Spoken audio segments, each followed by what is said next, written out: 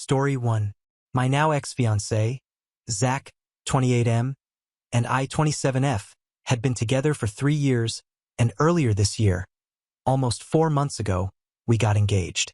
We were supposed to get married in 4 months, but that's not happening anymore. It's all because he decided to go behind my back and do something I had specifically asked him not to do. Zach's family and my family have pretty similar financial backgrounds. We're not wealthy, but we're comfortable. His mom's a high school teacher and his dad runs a hardware store, while my mom is a nurse and my dad was the manager at a Chinese restaurant. However, he unfortunately got laid off a couple of weeks before my engagement because the restaurant owner passed away and his son inherited the business. The new owner wanted to make some personnel changes and hire more experienced and qualified staff to give the place a more high-end vibe instead of that cozy, local vibe, so he replaced my dad with a friend of his, letting go of one of the most trusted and experienced employees they had. It came as a huge shock to us, and since then, my dad's been very upset because he'd watched this kid grow up, and yet as soon as he came into power, he fired my dad. Anyway, my dad took a break for a month, and they were relying on my mom's salary and their savings to get by during that time.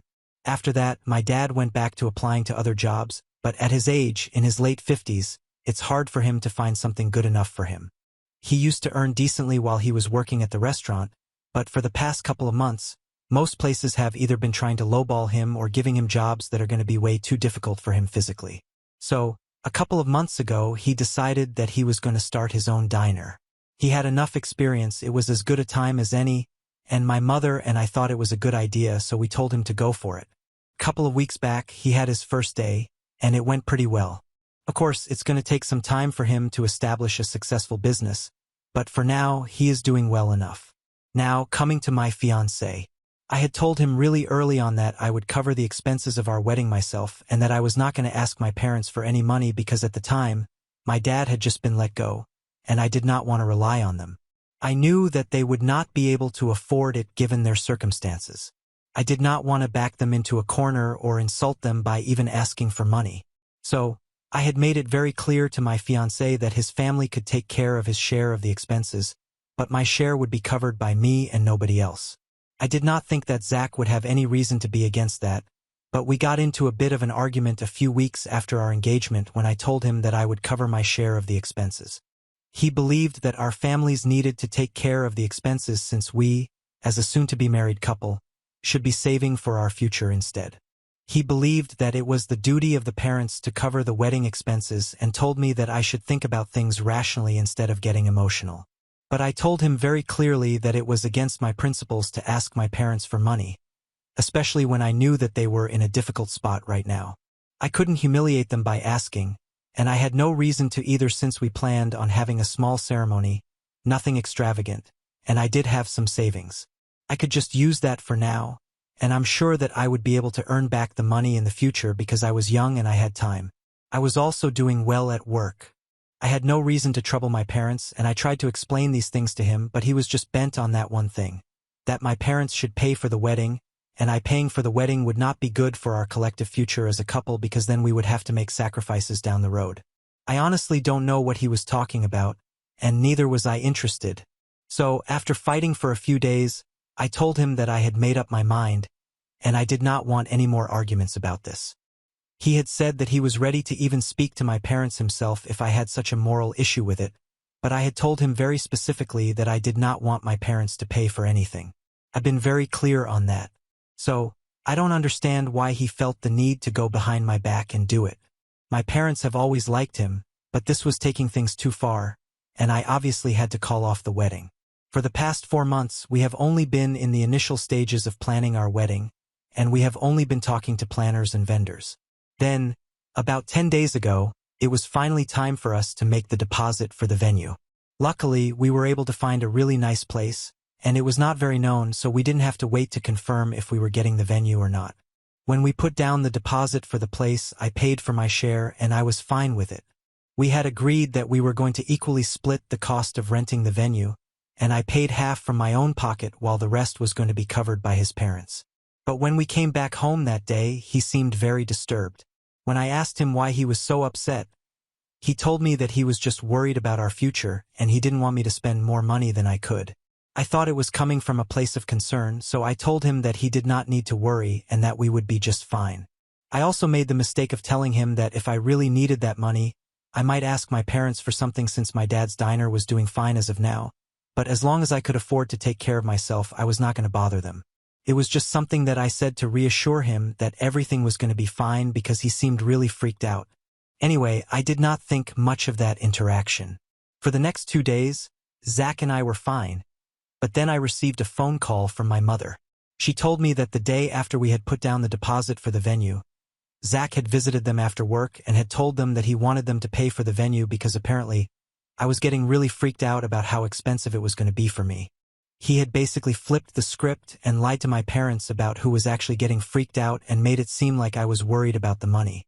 So now he had come to visit them on my behalf because I was too kind to stand up to them and was demanding that they start covering the expenses of the wedding, and had even lectured them, saying that as good parents, I shouldn't even have to ask and they should just offer it themselves.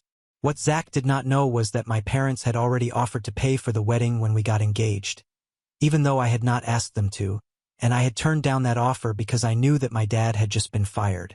And they had offered yet again when my dad had initially started his business a couple of weeks back. But I had still said no because I knew that everything was really early, and I did not want them to live beyond their means right now. My parents had been really confused by this visit. For 2 days, they had not said anything because they had believed that I was aware of Zach's visit. But when I did not bring this up with them at all, they started thinking that maybe I didn't know about it at all, and so my mother had called me up to let me know about what he had said. As soon as she told me about this, I knew instantly that I was not going to be marrying Zach anymore because the most important thing in a relationship for me is trust, and if I can't even trust him, I don't see the point of being with him.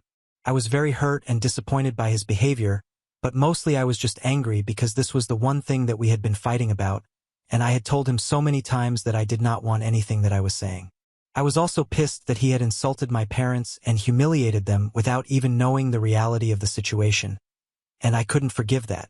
So, after that phone call, I took the rest of the day off from work and went back home and texted him to come home quickly because we needed to discuss this ASAP. When he came back home, it had just been an hour since the phone call from my mother, so everything was very fresh, and I was still really pissed off. So, as soon as he walked inside the house, I started yelling at him about what he had done and immediately told him that I was not going to be marrying him anymore, and the wedding was off. It took him a couple of minutes to process what was going on, and once he had done that, he started fighting with me and said that he was just doing this for our future because he did not want me to spend so much money on the wedding myself, especially when he knew that my parents could afford to do this for me. It was the same argument yet again, and I had to explain to him once more that my parents could actually not afford to do this for me because if they did cover the wedding expenses, they would end up having to make up for it by working extra hard for the next few months since they had already taken out a lot from their savings to start the diner, and even that was in its initial stages, so there was no telling if the diner would be successful or not. I couldn't explain to him that just because they had the money right now did not mean they could just afford to spend it however they wished to, and I had to think about their future as well because both of them were very close to the age of retirement, and I'm pretty sure that my dad would not be able to run the diner for more than maybe 10 years. He tried to tell me that he was just looking out for us, but I did not buy that. I said that I had only asked him not to do this one thing, and yet he had chosen to go behind my back and do it anyway, and that it completely broke my trust in him. We had been fighting a lot over this particular topic for quite some time anyway, and after this I did not see any reason for me to still be with him. I also brought up how he had insulted my parents by saying that they should have just offered to pay for it themselves without me having to ask. But he didn't even know that they had already offered, and I had been the one to reject them. That's when he got even more agitated and told me that I had no right to do that without consulting him first. I was getting really confused with regard to the things that he was saying, so I asked him why he believed that I had to consult with him before I rejected my parents' offer to pay for the wedding, and he told me that once we got married, all our money was going to belong to the two of us and not just us individually, so all our financial decisions had to be agreed upon beforehand, and we needed to make sure that we were on the same page. I couldn't just say and do whatever I wanted and expect him to be fine with it. I thought that he was being a bit ridiculous, and I was very annoyed anyway, so I told him that this was not about our finances. It was about him being a control freak and going out of his way to do things that I specifically asked him not to. But he turned it around on me and said that if I had just been honest with him and told him that my parents had offered to pay but I was the one who had rejected them, He would never have approached my parents in the first place and would have just tried to sort things out with me instead without dragging them in. But because I had not told him about any of this, he had just assumed that my parents were being selfish and hadn't even offered to pay, which is why he involved them, and apparently this was all my fault now for keeping secrets from him. We just kept going in circles after that point, and it got really frustrating after a while, so I decided to pack my things and leave the house. He was not happy about it and kept trying to tell me to come back so we could talk things through. But I was so exhausted that I didn't even want to speak to him. So, I've been living in a hotel since last week, and I thought the worst had already happened since I had broken off my engagement and presumably ended my relationship as well. But a few days back, my parents called me and delivered another devastating news to me. I was very upset after I had left home, and I was really in no mood to speak to anybody. I hadn't blocked anyone, not even Zach, but I was not checking any messages or receiving any phone calls. My parents had not called me after that last phone call with my mom where she had told me about what Zach had done, and I thought it was a bit strange that they had not reached out to me after that to check up on me, but I was too upset about the situation with Zach to care. I really loved Zach, so I was finding it very difficult to cope with all of this, and so I had not told anybody about the fight that we had and how I had called off my engagement.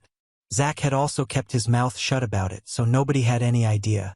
Then, 2 days ago, my mom finally called me and told me that she and my father had sold the house to a buyer who had expressed an interest in it and had been hounding them for the past few months, but they had been declining his offer so far.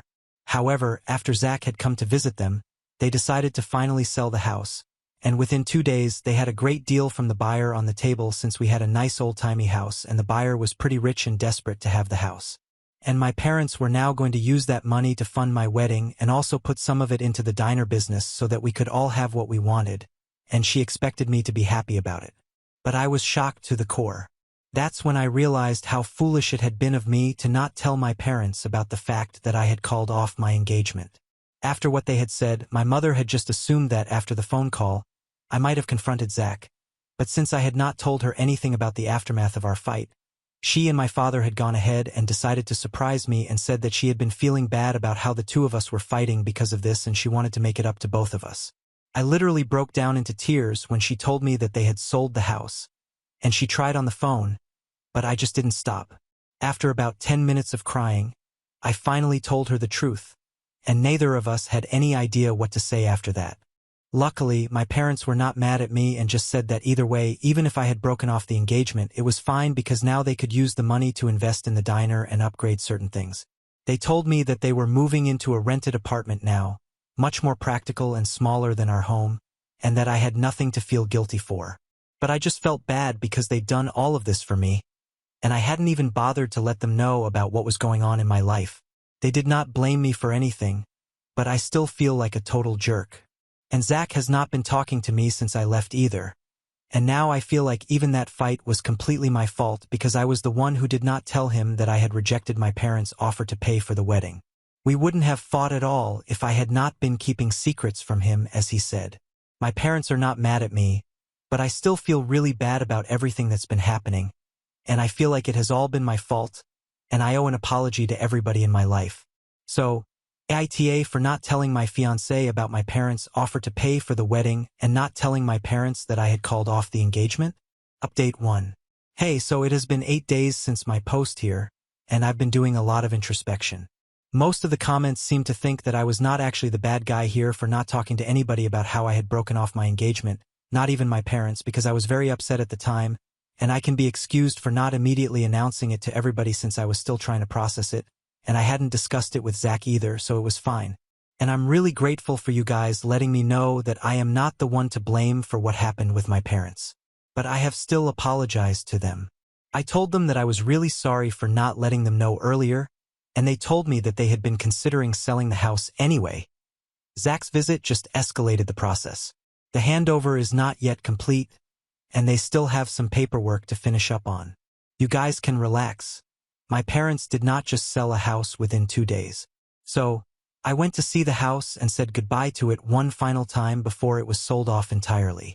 It was emotional, and my parents were feeling quite sentimental about it as well, but we got through it somehow. There was a lot of hugging and crying that day, but it's been 3 days now, and I'm finally coming to terms with it. They have already made it there, so now it's about time that I do. I'm trying to do that with Zach as well. I'm not living at the hotel anymore.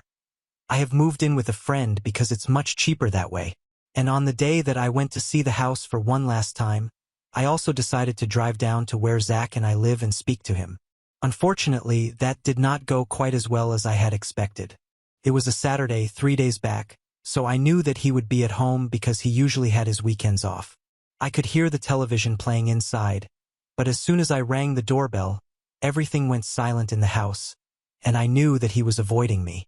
I could even see his car in the driveway, so I knew that he was at home because he hated walking to places.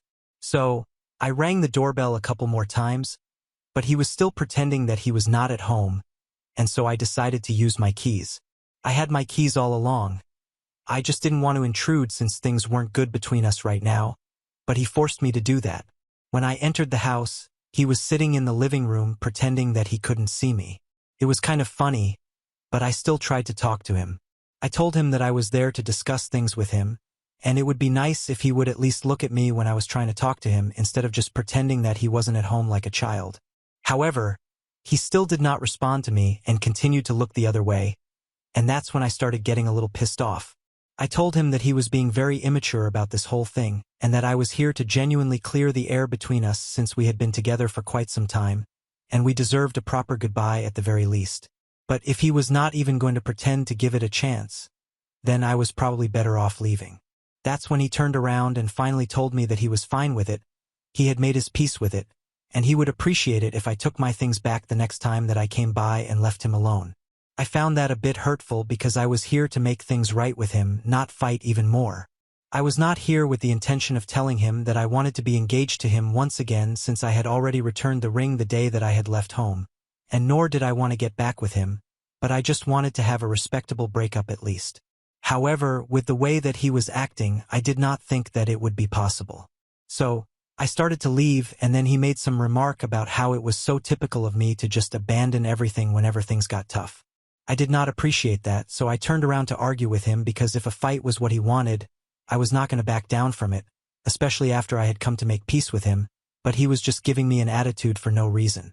When I asked him what he had meant by that statement about how I would just abandon situations if it got too rough since I don't ever recall having done that while we were dating, he brought up some completely arbitrary and unrelated situations, like whenever we would get into fights earlier, I would just walk out of the room instead of coming to a solution.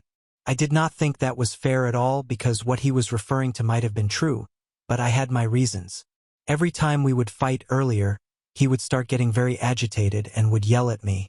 I thought he had anger issues because he would start screaming at my face very intensely, and if things got too rough, he would even start throwing stuff around, and I did not feel comfortable with that kind of behavior, and that is why I would walk out, not just because I did not want to confront the situation. So, I reminded him that it was his behavior that would drive me to walk out of fights because I did not like the way he would behave with me, and I would always come back and sort things out with him when he had a cool head, and neither of us was yelling at each other. That's how we had been making it work in the past. But now he was pretending as if it was all my fault that things were falling apart. I reminded him it was his aggressive and impulsive behavior that also led me to break up with him in the first place since he had absolutely no reason to go to my parents' house and try to lecture them about how to be good parents to me. He tried to defend himself once again and said that he never would have done that if I had been transparent with him and told him that my parents had offered to pay for the expenses, and I had said no. But I told him that that was none of his business. He should have just taken no for an answer when I had asked him not to talk to my parents about this instead of taking matters into his own hands. What he did, regardless of whether I had told him about my parents' offer or not, just went on to show that he did not think my opinions were important enough to be taken into consideration. I could not be with a man like that, and I regretted the fact that I had ever even thought about making things right with him and visited him because he clearly did not deserve the respect. And then I walked out of the house and drove back to my friend's house. And now I've blocked him everywhere. I'm going to go back in a couple more days to get all my stuff back. And then it's going to be over for real. Update 2. Hey, so the sale of the house is complete now, and my parents have given me 30% of the amount that they received, which I think is really nice of them. The rest of it is going back into the diner, and my dad has told me that if everything goes well, he might want me to inherit the diner and keep it running in the future, and I think I might like that. I might start learning the ropes and stuff in a couple of years. Let's see how it goes. But for now, they are doing decently, and I wish nothing but the best for my parents. My friend and I have been living together ever since the last update, but we have also been looking for an apartment so that I can move out soon because I need some space as well. I still haven't collected the rest of my belongings from Zach's house. I just don't want to see him right now. I know that he has been talking all sorts of crap about me to his friends, and now pretty much everyone knows that we have broken up.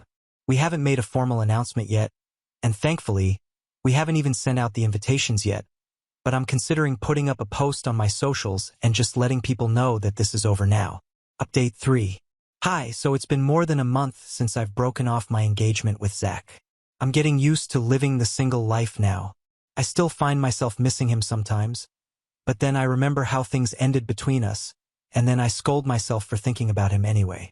Last week, I announced the breakup online. Then I went over to his house in the evening to collect the rest of my things. I went along with my friend so he wouldn't say anything stupid to me, and we wouldn't end up in another fight. The entire time I was there, he did not say a word to me, and even when I left, we did not even say goodbye. Anyway, I did not let it affect me because I knew that I would be better off without him. After all the crap he has talked about me to his friends and the gossip that I've been hearing about myself that he has been spreading, I highly doubt I would even want to say anything to him. He's been telling people that I'm a miser, I'm stingy, and apparently, I'm a gold digger as well. He said he was only with me because I looked hot, but it was a bad choice because clearly, I have nothing going on inside my head, and I'm too stupid to be with a man like him.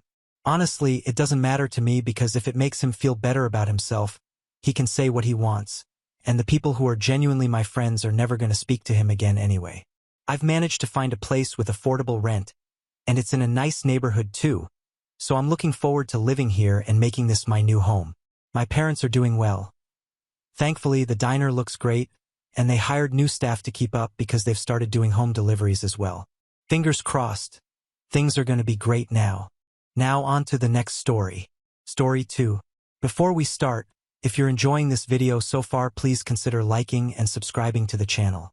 Now let's continue. My fiancé owed $50,000 in child support for 3 secret children he never told me about. So, I broke off our engagement, and a month later he married someone random he just met. Okay, so the first thing I want to say is that I love my fiancé. He's a great guy, whip-smart, kind, funny. A year and a half ago, I would never have imagined I'd be at this point. We've been dating for 5 years, ever since we met. He works at a call center and I'm a postal worker. We make a moderate income, and the wedding is tentatively in April. A small courthouse wedding with a tasteful reception afterward. I apologize in advance for the legal gobbledygook. He hasn't really kept me in the loop, and I'm a mail carrier, not a lawyer. I don't have a head for this. 1 year into our relationship, he got a notice for paternity from the state he used to live in for a 3-year-old boy. So clearly, this happened way before I met him. He thought it was ridiculous but took the ordered DNA test. Turns out he is the father. Insert Jerry Springer audience catcalling here. The mother was apparently mentally unwell, and it turned out the boy was in custody of the grandparents. They offered to adopt the boy if my fiancé gave up all his paternal rights. He jumped at the offer. They pulled some strings. I've heard it's supposed to be hard, but we literally flew down to his old state on the date they told him to sign some papers in front of a judge, and that was that. I was personally ambivalent about the thing. It seemed like he just gave up all rights to his son without a care. But in the end, it's his business, not mine. I told myself I would be a supportive stepmother if the boy ever came to him for help/answers when he was older.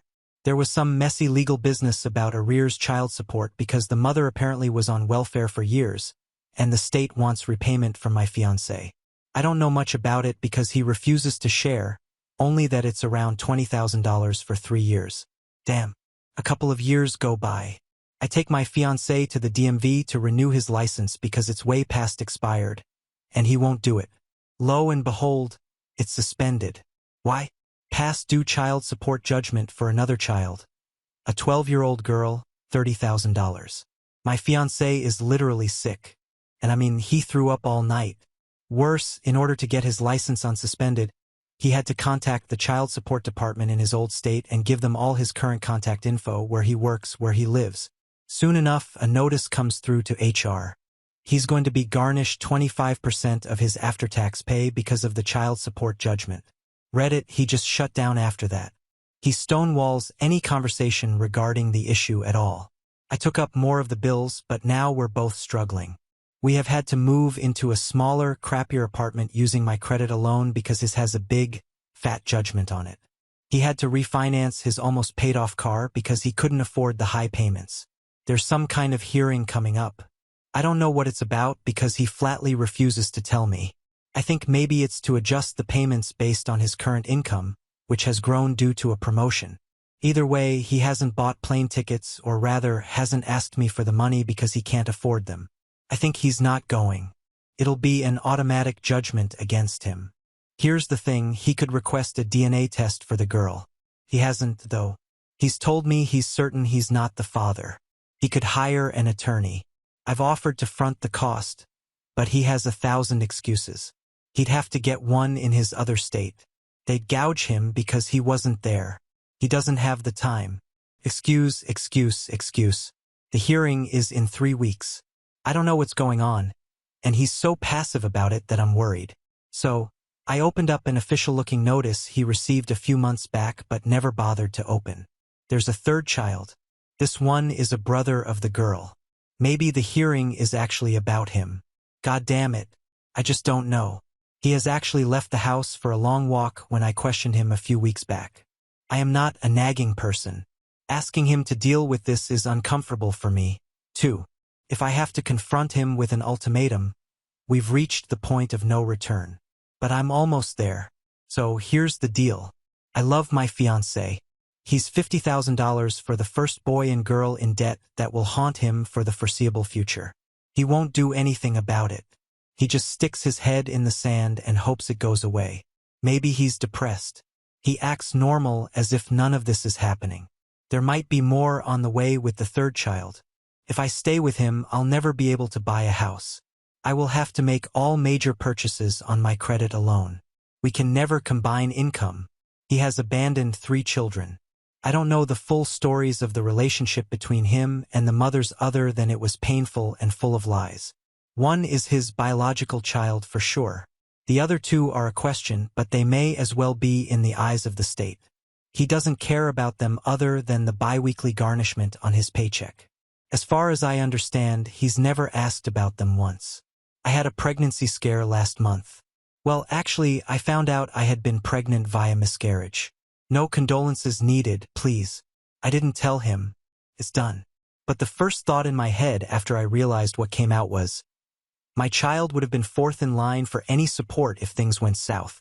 Who says he wouldn't abandon me too? We do plan on having children eventually. My heart loves this guy. My head says I'll be throwing away my financial future if I stick with him. What does Reddit say? Update 1. The basic gist was my fiancé had stuck his head in the sand and was ignoring child support notices and hearings to the tune of $50,000 for children conceived way before our relationship started. After the second surprise child, he had completely shut me out on the subject. I opened up some of his forgotten mail and saw there was a notice for a third child. To recap, baby 1, 3-year-old boy. He was able to give up his paternal rights in favor of the mother's grandparents because the mother had mental health issues. $20,000 child support in arrears. Baby 2, 12-year-old girl. $30,000 ongoing child support. I don't know the story behind this one, and he isn't talking. Baby 3, brother of the 12-year-old girl. The birth date was on the paperwork, but he took that letter with him. Thank you for all of the comments, PMs, and valuable feedback from my other post. The ones that told me I too was sticking my head in the sand really put it in place with me, as did the ones who gave professional insight that it was simply not possible for him to have been completely blindsided with all 3 children. So, I was in a mood when he got home tonight. I showed my fiancé, who I'm now calling Johnny Appleseed, thanks to a previous commenter, the letter I opened about the third child. Luckily, he didn't get all huffy about me opening his mail because I was not in the mood. Johnny's face just fell, and he said it was impossible for him to be the father of the third child. He didn't know about it, not having opened his child support mail over the last few months. that the mother of the 12-year-old had one child support judgment against him for the girl and now was clearly looking for more. I told him I thought that was BS and I wanted the truth. Now that I'd been looking through his old state's law and the courts can't have ruled him the father of the 12-year-old without evidence. He pulled his usual Stonewall stuff, said it didn't matter because there was a judgment against him. He was screwed for life. He actually started to cry. I kept on him. Finally, he told me the truth. He and the baby mama were in love since they were teenagers, but it was an on and off relationship. She was drama. She got pregnant and he was there for her. But right before the baby was born, she told him he wasn't the father. He was stubborn and proud and still signed the birth certificate. But he left her soon after at her request and didn't have any contact.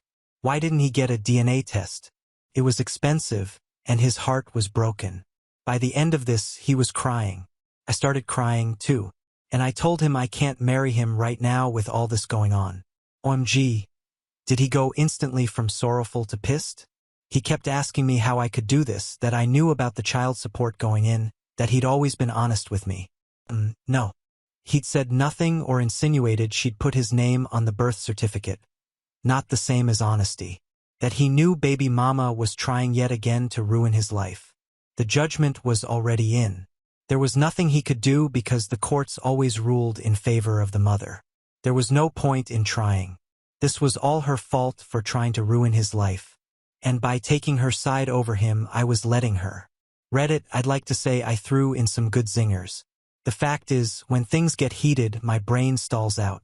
I said some things about how he was handling the situation, keeping me locked out of what was going on with the upcoming hearing, that if this kept blowing this off, he could go to jail. But my delivery sounded kind of lame, even to me. It's never like how I practice in my head or can type out here, you know. Then he started asking me if this was about a male coworker I had once given a ride home like 3 months ago, if I had an affair with him. WTF? No. I took off the ring, his grandmother's, and told him to take it, that he needed to move out tonight, stay with someone else, and give me some space. The wedding was off, and I needed a few days to consider the rest of the relationship. He kept asking me why, like he couldn't believe I was breaking off the wedding because of a little old thing, like $50,000 in debt, 3 surprise children, and a complete shutdown of the subject. Then he called me shallow, that money means more to me than love. It went on, but I'm already sick of reliving this. He does swear there is no possibility of any more surprise children. Period. He packed a duffel full of clothes and left, having convinced himself that I was either cheating on him or shallow and money-hungry. So, I spent the evening rereading comments. I've done the right thing, right? And browse for rent sites. The lease is in my name only because of the judgments on his credit report. This is what I've become. Lying to landlords because of my deadbeat fiancé. He probably has some sort of resident rights anyway. Meh. At least he's out of the apartment for now. I texted him a long message an hour ago. Johnny, before we join our lives together, I need to know you can handle your responsibilities like an adult. Go to the hearing. I will help you with a lawyer, with a plane ticket. Whatever. If you treat me like a partner, maybe we can rebuild our relationship. I love you. He hasn't answered. I hope he listens to reason once he cools down. He has so many good qualities. I had to share the very worst in my post to you all. He would be an excellent father if he wanted visitation. And I'm willing to put in the work to sort this out and move forward with these kids if he is. He's convinced himself he's screwed for life, and I think it's paralyzed him. It's a terrifying place to be, I know. Basically, everyone wanted me to kick him to the curb, but I'm hoping this break is enough of a come-to-Jesus moment for him to prove he's not a deadbeat. Basically, if he wants to fight for this relationship, he has to go to the hearing and handle his business, get on a payment plan, and keep on it. Then relationship counseling. Lots and lots of relationship counseling. Then we'll see. I still may break up permanently, but at least he'll have sorted out a thing or two. Maybe I'm just holding on to hope. So that's it. I really wish I had thought of something awesome to say during the argument, but life isn't a movie. The ball's in his court. Let's see if he mans up or not. Anyone been through anything like this before? I did blindside him a little because I too had been way too passive in letting this slide. How do I help him help himself? Edit. He hasn't answered the text with the offer to help. I've called the landlord and requested a new lock for the door. He's not on the lease and it's probably not legal, but as someone pointed out, and I agree, he's adverse to going to court. Responses have been passionate. I don't think I was clear. We're essentially done. I returned his grandmother's ring, told him to give me space. If he accepts help and steps up to his obligations to his children with no backsliding, only then will I consider taking him back. Not for immediate marriage, JFC, I'm not insane. Not to get pregnant, as some lovely commentator suggested. But considering it's morning and he still hasn't answered the text, it probably doesn't matter. Comments where OP has replied. Comment 1. Pretty dirt murder. He would be an excellent father if he wanted visitation. Op. What? He would be a doctor if he graduated medical school. He would be a millionaire if he won the Powerball. If he had wings, he'd be a bird. What he is a total failure as a father times 3. He participated in the creation of 3 little ones, abandoned them emotionally and financially, and now complains that they are a burden. 3 children growing up fatherless, which will color their lives forever because of him. This is the depth of compassion and empathy that he is capable of. This is how he treats the truly powerless and dependent, even though he has every legal and moral obligation to support them because there's nothing in it for him. His maybe they're not mine excuse is a total load. Because if he had an iota of humanity in him, he'd care enough to find out. Comment 2. I'm not a lawyer. Not attending a hearing is absolutely the worst thing he can do. The judgment will go against him. The $50,000 he owes becomes $70,000 or more, and it becomes much more difficult to reverse after the fact, but not impossible. I say that not to give him an excuse to miss the upcoming hearing, but to give him hope that he might be able to have the earlier judgment reversed. He needs an experienced family lawyer in that state to handle the current hearing and to come up with a plan regarding the existing judgments. Just so I'm not overselling it, he may or may not be able to realistically contest the prior judgments depending on state law regarding paternity and statutes of limitations. Only an attorney in that state can assess his chances. Will this be cheap? Maybe not, but certainly less than letting the existing judgment stand while adding even more. With regard to relationship advice, I think you're doing the right thing. Either he'll step up and get this taken care of, maybe even get mistakes of the past fixed, or you probably don't want to be with him anyway. OP, thanks for this. If he takes my offer for help and steps up, I still may not take him back. The fact of it is, I don't know how bad the situation is, really. He may have warrants out for his arrest. But for my peace of mind, I have to extend the offer to help with at least the hearing. You can't stop someone from destroying their life if they're hellbent on it. And I don't intend to be dragged down with him. But offering to get a lawyer or a single plane ticket, it's not too much. Update 2. I don't even know where to start. After I called off the wedding and returned his grandmother's engagement ring, he packed a duffel full of his clothes and left. It's been about a month, and I haven't heard a peep from him. I changed the locks on the apartment, but he hasn't been back for his stuff anyway. He blocked me on Facebook, and when I gave in and tried to give him a call a week later, he changed his phone number, too. I heard he was staying at his best bro's house, courtesy of bro's girlfriend. Trust me, I went through all the stages of grief, denial, anger, acceptance, etc., and I finally accepted he wasn't coming back. I thought maybe he'd gone back to his home state to be with one of the baby mamas, but his car was parked in the parking lot at his work. I may have drove past once or twice. The hearing was scheduled for early this week. Finally, tonight, I plucked up my courage and went to the best bro's house to confront him. The least he could do is get his crap out of my apartment, right? I grabbed up his many unopened child support notices and a picture of boy number 1 he left on his dresser. It's the only picture of the 3 kids that he has, and he left it behind.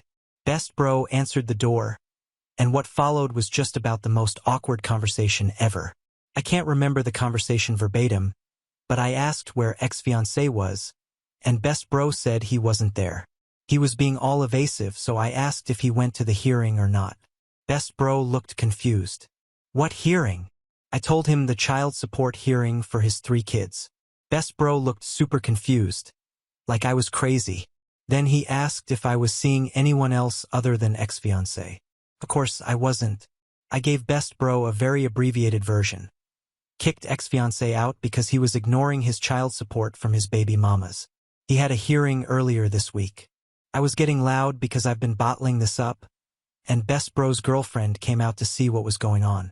She's the one who told me, her exact words, "Your man lost his damn mind." The weekend after I kicked him out, he went out to a bar with best bro for some good old girl bashing.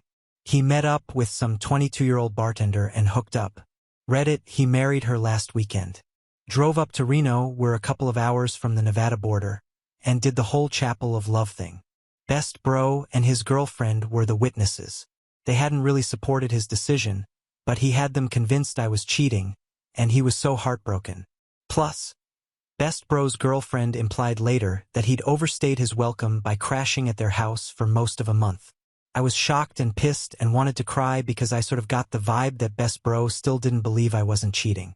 So, I grabbed the court documents from my car and gave them to him to pass along to my ex.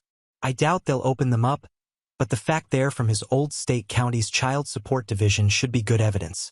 I don't know why I should care about their opinion. Neither one of them called me during this. I thought I was their friend too, but they believed him. Now I'm back home, surrounded by his crap and trying to sort out my feelings. I feel like I've just watched someone blow through all the bridges out warning signs and drive off a cliff. I told my ex I'd help him get a lawyer for the hearing, help him with a plane ticket. Instead of taking care of his business, he went and married some chick he'd known for like 2.5 weeks at most. I think I'm not in the mood to drag out a calendar. Let's be generous and call it 3 weeks. I should feel bad for the girl, his new wife, for what she's just gotten into. But she must either be a real piece of work herself or just an idiot who marries someone they've known for that short of time.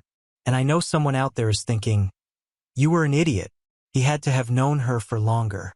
He was cheating before this." Well, I'm certain he wasn't. He's a homebody by nature.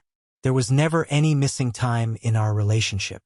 And best bro was pretty clear they'd met at the bar that night. So basically, instead of going to his child support hearing, he was moving in with his new wifey and probably doing what newly married people do. I hope they're happy together. Ha ha ha. Of course, I don't.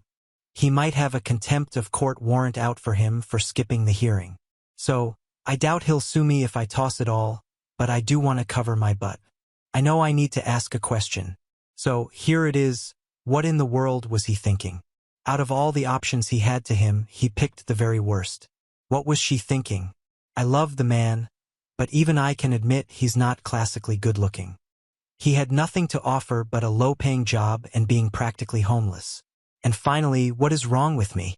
That I feel terrible. He's found some new way to up his life. Now on to the next story. Story 3.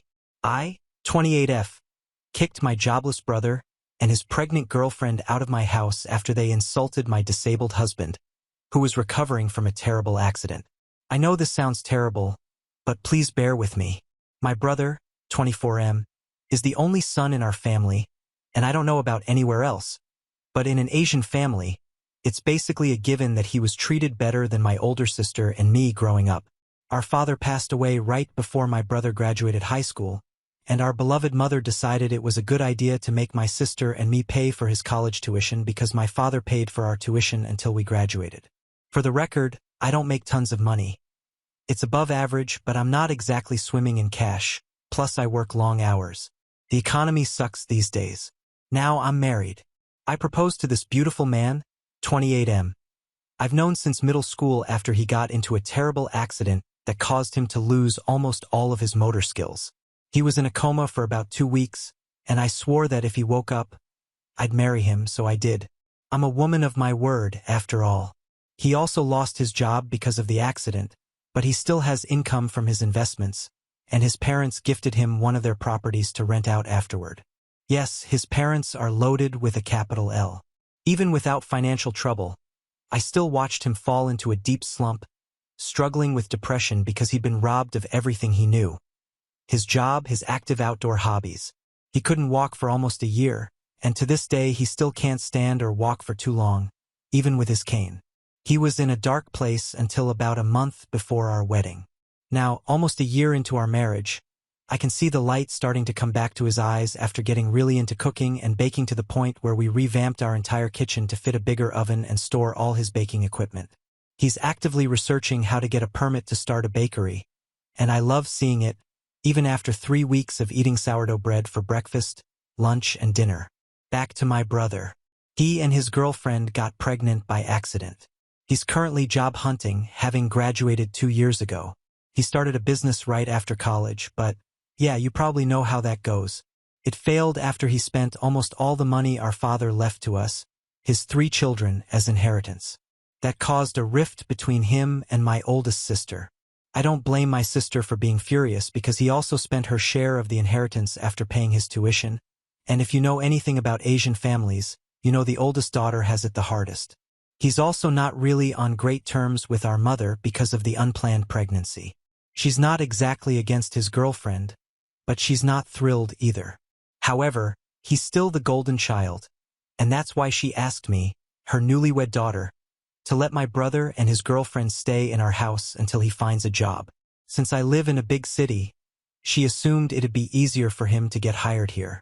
I asked my husband if I could rent one of the rooms he owns to accommodate them. My husband, being the absolute angel he is, said that since what he owned wasn't exactly suitable for long-term living with a baby, he'd see if he could remodel one.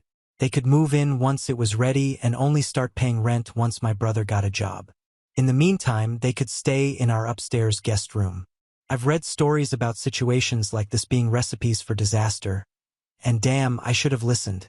They moved in sometime before Christmas. Both of them did the bare minimum around the house.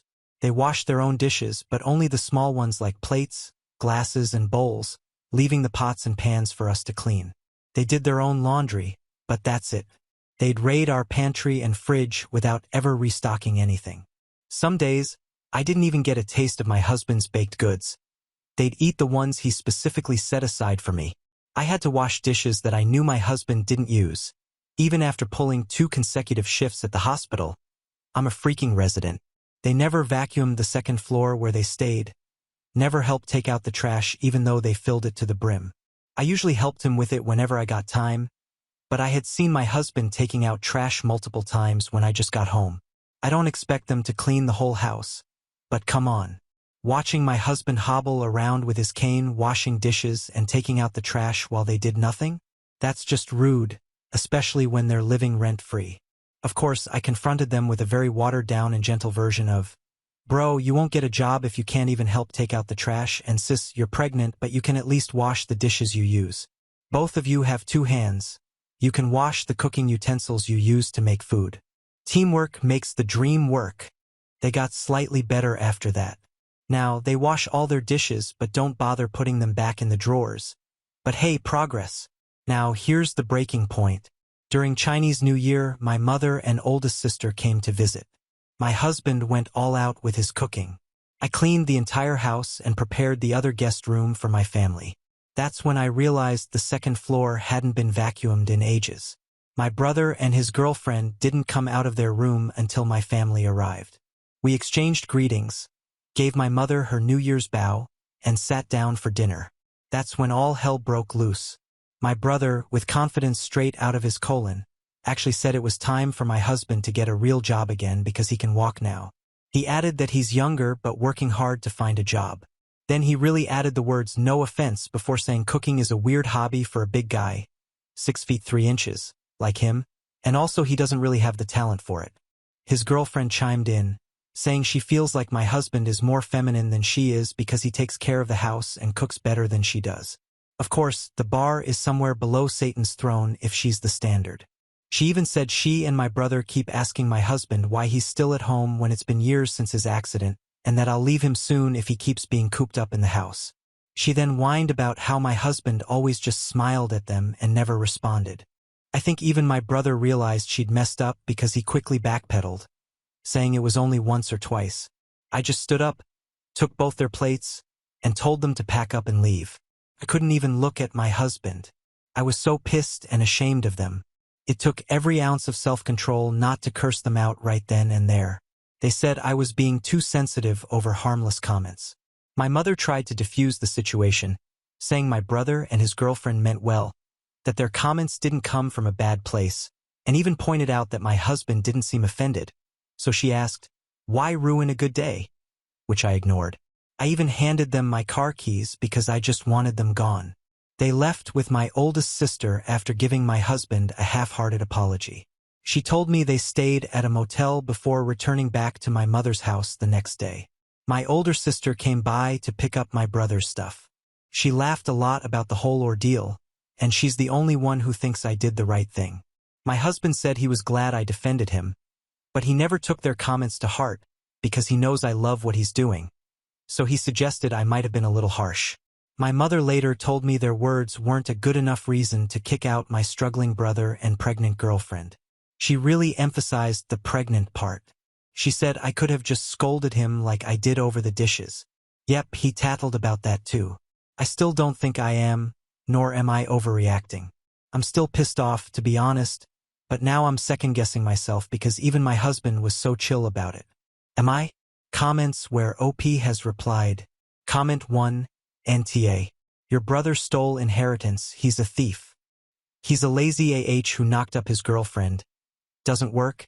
Is disrespectful of your home and husband when he's staying for free and being a horrible guest. You were too kind and let it go for far too long. You weren't too harsh. Actions S/W have consequences. Never lift a finger for your brother ever again. He's entitled AF because your mother especially, but you've all been enablers. P. Now that I think about it, you're right. I also contributed to enabling him to some degree. Lesson learned and never again. Thanks for the response anyway. Comment 2, NTA. Good for you for standing up for your husband and hopefully teaching your ungrateful and lazy brother and his GF a lesson. They need to step it up since they chose to be irresponsible and get pregnant. I can't believe their audacity to say such things at your house where they were living for free. OP. I think I should have added that my brother didn't take the key, my sister did, and she was the one who took them out of the house. So the car is safe and sound in my garage. She even filled the gas. Comment 3, NTA. Your mom can take them in since she has such strong opinions on it. Protect your space and protect your immediate family, which is your husband and not your brother and his girlfriend who probably got knocked up on purpose. Having toxic people around will make your husband regress in his progress.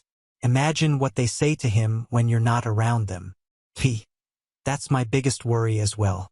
I actually kind of interrogated my husband about this, like, did they say something while I was not present and why wouldn't he tell me they said behind my back? He said he was too lazy to speak due to speech difficulties. However, he did tell him off once, kind of. He said he was laughing when he said it, but what he said was pretty funnily scathing, and he guessed it was why my brother brought it up during family dinner. Update, February 4th, 2025. Hello. I never thought I'd write an update to my story. I was pleasantly surprised when I woke up this morning to find so many responses, and I want to say thank you to everyone who bothered to read my long post and respond kindly to it. Last night, both my husband and I actually read everyone's responses together. He said that he's thankful for the supportive messages, and he even blushed a little at the comments calling him a saint. It was cute, don't tell him I told you guys about it. Also, I tried to reply to everyone, but I gave up after an hour because I didn't really have enough brain power or finger capacity to do that. I wrote update in the title, but a big portion of this post will be explanations, so to do that, I want to respond to a few questions I encountered a lot in my previous post. 1. Did I get my car back? He never took my car. My sister did. She took it out and drove it to a motel, so my car is safe and sound in my garage. 2. Why did I let him into my house? Honestly, I'm not really close to my family. If we go by Asian family standards, you can guess why. I also attended a boarding high school, so I had already moved out by then. During all my college years, I can count on one hand how many times I came home, only during New Year for less than a week each time. During semester breaks, I'd look for part-time jobs just to avoid going home. I also kept very limited contact, and during those times, I only knew him as a spoiled brat, a mama's boy. He never made any remarks against me or did anything out of line before. I believe, after my father, he's the most wary of me since I was the one who scolded and forced him to apologize to either our mother or oldest sister multiple times after our father passed. That's why I never expected him to do or say something so outrageous. He also got good grades from a respectable college, so I assumed he'd get a job in no time. Prior to my mother asking me to let him stay, she actually asked me to fund his wedding. Snowball's chance in hell. Even when she said it didn't need to be a big one, still hell no. It'll be easier to split her hair into 7 different parts than making me pay for it. That's why I compromised to avoid a long, dragging series of nagging and grumbling by letting him stay until he got a job. That's one of the biggest missteps I made. 3. Why did I agree to pay his tuition? Why did I let him take my share of the inheritance? I didn't exactly pay for his tuition. As I've mentioned, our father left an inheritance. I told my mother to use my share to pay my brother's tuition. My thought process at that time was that she'd ask for something in return if I ever touched that money, so I'd rather not. If she thinks sending us to school is transactional, then I assumed everything else would be too. I never considered that money mine, so no loss for me. However, I actually needed to avoid her for a few months after my brother got into college because the inheritance was intended to fund our weddings in the future. She gave in rather quickly after I went MIA, though. I did sit him down, made him apologize, and promised he'd pay it back to our oldest sister after he failed his businesses, but it wasn't my place to forgive or scold him because I had consented to my mother, which equals him, I guess, using my share. Thinking about it, I should have at least told him for my sister to slap. 4. Why does my husband, as some of you put it, have no spine? Excuse you, my husband's got titanium in his spine. Literally and figuratively. Kidding.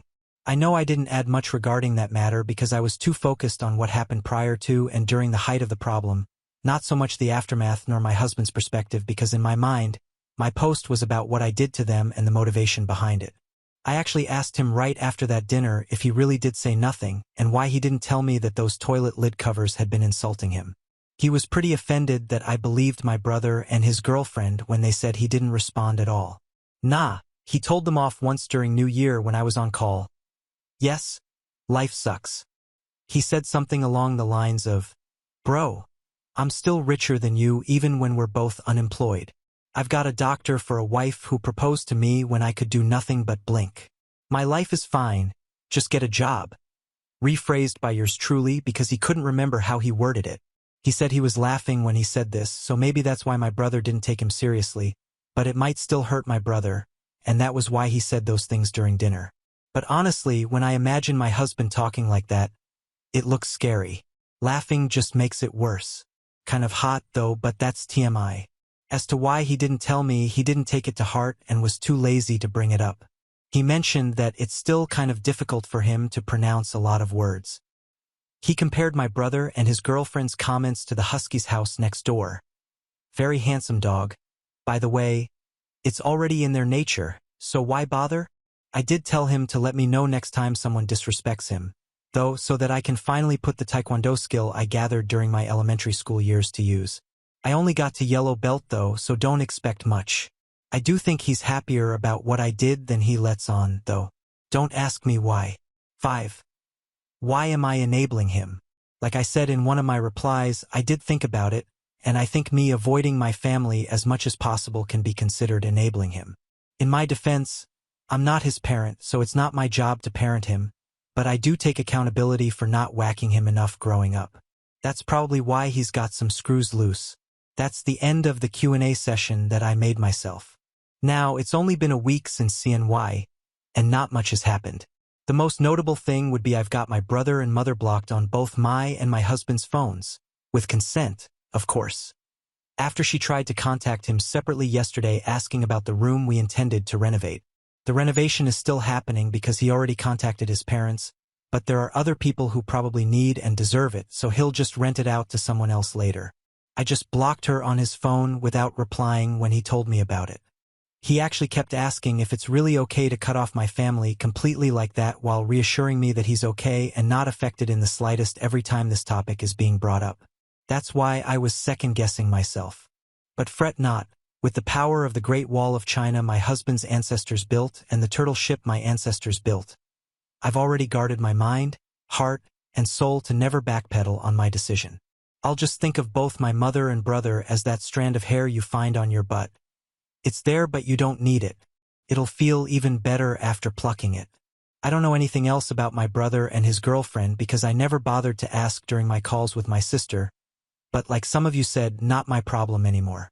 I did hear my mother called me crazy because I prioritized my husband over my family, but I mean, I'm her daughter, so you can probably guess where I got it from. We had lots of conversations after reading my previous post and discussed a lot of things from each other's perspectives. Throughout our relationship, I also apologized once again and asked him if he ever thought of leaving me after the whole fiasco, which I admit really sucked for him. He asked me in return if I remembered telling him to just get fat after proposing to him with a ring that was too big because I bought one the same size as our couple ring. Asian thing. Some of us are sappy like that. Don't judge me. A few days after he woke up, he said if I took a step forward to stay with him when he could do absolutely nothing, why would he even think of leaving me when I did everything in my power to stand by him? Now, I might make mistakes and it might seem like it's not enough for others, but it's more than enough for him. We can always fix it, and like how he ate a lot throughout his recovery so his finger can fit that ring, he'll pick up my slack, so what's the problem? I bawled and am currently taking sick leave because my eyes are super swollen. Thanks for reading, LOL. Kidding, not yet, people. I know I talk too much, but the last thing I want to say is I hope everyone who finds themselves in a similar situation knows that it's normal to feel like it's difficult to stand up for yourself. It's okay if it takes some time. Navigating difficult situations isn't exactly a walk in the park, and if you decide to go through it, that act of navigating and standing up for yourself is what will be added to your value as a human being. You made a mistake, managed to fix it, and learned from it. It's easier said than done, and that's why it's something to be proud of. So keep your chin up and hang in there. Now for Real, thanks for reading. I hope you guys have a great year ahead of you. Now on to the next story. Story 4. Parents had me just to be my ADHD brother's future caretaker. When I left for college, they cut me off. Now he's been arrested, and they want my money after years of no contact. My older brother, Rick, was a massive bully throughout my life, and living with him was often a painful and difficult experience. To be completely honest, Rick has ADHD. His constant hyperactivity and aggressiveness made him an extremely challenging person to share a home with, especially during our childhood. When I was born, Rick was already 5 years old, and his reaction to my arrival was far from warm or welcoming. From the start, he struggled with the attention I received from our parents. Now, it's not uncommon for older siblings to feel jealous or displaced by a new baby, but Rick's feelings ran particularly deep. He would throw full-blown tantrums whenever my parents spent any time with me, as though my mere existence was an offense to him. All I remember throughout my childhood was my brother stealing all my toys. He would snatch them away without a second thought. Birthdays, which should have been joyous occasions for me, became scenes of chaos. Rick would scream, cry, and make a dramatic scene, completely overshadowing my celebration. Instead of feeling special on my special day, I often felt humiliated about my brother's behavior. As I began to grow older, Rick's behavior became even more targeted. He started to take his frustrations out on me physically. Sometimes he would push me out of his way, even when there was no real need to do so. Other times, he would bite me, an action that felt deliberately hurtful and mean for no reason. It was clear that his disdain for me wasn't just a passing phase. It felt like he resented me deeply for taking the spotlight and disrupting the dynamic he had with our parents before I came along. Rick never had any friends. My parents, in their efforts to make him feel included, would often force me to involve him with my friends. It was an impossible situation because Rick's personality made him difficult to be around, and my friends absolutely hated having him around. Playdates that should have been fun turned into tense, unpleasant encounters where I constantly had to mediate or apologize for his behavior. Over the years, I couldn't help but feel a deep sense of resentment towards my brother. I couldn't understand why he wasn't like other people or why he couldn't control his emotions. Also, he didn't seem to like me very much and would often pick fights with me. Living with him was confusing and hurtful. I longed for a brother who would protect me, not one who constantly tormented me or made me feel unwanted. What made everything worse was my parents' lack of compassion towards me. They absolutely adored Rick, and it felt like they were completely blind to how his bullying was affecting me. Every time I tried to voice my frustrations or explain how much his behavior hurt me, they would brush it off.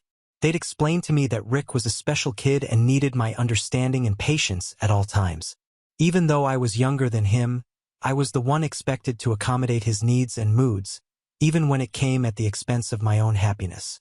I remember when I turned 13, I desperately wanted to go to Disneyland for my birthday, just me and my parents. I had dreamed of it for so long, imagining a magical trip where, for once, I could be the center of attention without Rick's overshadowing presence. I spent days begging my parents, trying to convince them to make it a special trip just for the three of us. After a lot of pleading and negotiating, they finally agreed. The plan was set. Rick would stay with our grandparents for 3 days, and I'd finally have my moment. But when Rick found out, he threw a massive fit, crying inconsolably for hours, yelling, throwing things, and even getting in my face screaming threats like he would kill me for trying to take our parents away from him. Honestly, it was terrifying and overwhelming to see his anger directed at me with such intensity. My parents, instead of standing up for me, began pleading with me to let Rick come along with us. They tried to reason with me, saying it was the only way to calm him down. I resisted at first, knowing deep down that if he came, the trip I had dreamed of would be ruined. But with Rick raging uncontrollably and my parents desperate, I felt I had no choice but to give in. Once again, his behavior dictated the outcome, and I was left to accommodate him. As I feared, bringing Rick turned the trip into another disaster. From the moment we arrived at Disneyland, he refused to enjoy anything like other normal kids. He wouldn't sit on any of the rides and was glued to my mother's side the entire time. He constantly complained about feeling overwhelmed by the crowds and how much he hated everything. His screams and cries quickly became the focus of everyone's attention, drowning out the excitement I had been holding on to for weeks. Within just 2 hours, Rick was pleading with my parents to take us back to the hotel, completely unraveling what should have been a magical day. In the end, my parents had to split up to make the situation somewhat manageable. My mother drove Rick back to the hotel while my father stayed with me so I could at least try to salvage what was left of the day. While I appreciated my dad's effort, the entire experience felt ruined. Instead of the joyful and carefree celebration I had imagined, my birthday was once again marked by Rick's needs and tantrums taking precedence. I know my parents truly did their best with the cards they were dealt with, but it was painfully obvious that my brother's needs and priorities always came before mine. Rick demanded their attention 24/7, and no matter what I did, I was always an afterthought. While they believed they were doing what was right to help Rick, it often left me feeling invisible, like my needs and feelings didn't matter compared to his. By the time I turned 17, I had reached my breaking point with my brother's constant bullying and my parents' constant ignorance. I started dreaming of freedom, of finally living a life where I wasn't overshadowed by my brother's needs or my parents' expectations. I began applying to colleges, deliberately focusing on ones far away from home. When my parents found out about my plans, they were furious. They didn't understand or perhaps refused to see why I felt the need to leave. They urged and practically begged me to stay in our hometown. They argued that Rick needed me, that I was his sibling and had a responsibility to be there for him. I argued that I did not care about Rick and that I would continue applying to faraway colleges no matter what they felt. This is when my parents revealed that the real reason they wanted me to stay was because of their plan. After their retirement, they intended to travel and enjoy their lives while they expected me to take over 100% responsibility for Rick. They told me how they had been sacrificing their life for years, so it would eventually be my time to step up. First of all, I had never been consulted about my parents' long-term plan, nor had I ever given them any reason to believe I'd be willing to take responsibility for my brother. Secondly, I had no intention of becoming his caretaker. I wasn't his parent, and I felt it was unfair and unreasonable for them to expect that from me. So I expressed this to them as clearly as I could. I suggested that they could still enjoy their retirement and go on cruise trips without my brother if they made other arrangements, such as hiring a full-time caretaker or teaching Rick to be more independent at least for a few days at a time. My mom argued back that Rick would never be comfortable with a caretaker and insisted that he required 24/7 monitoring, which could only be done by a family member, meaning me. My dad agreed, going as far as to call me selfish for not agreeing to their ridiculous plan. Their comments stung deeply, As if that wasn't enough, my dad then revealed that the whole reason they even had me, their second child, was so I could eventually grow up and take care of Rick in the future. I froze. My mind reeled as the weight of that revelation settled over me. I stared at them in silence, my eyes wide with disbelief.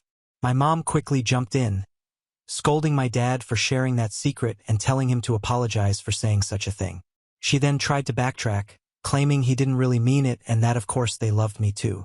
But her words felt hollow. The damage was done. I couldn't unhear what he had said.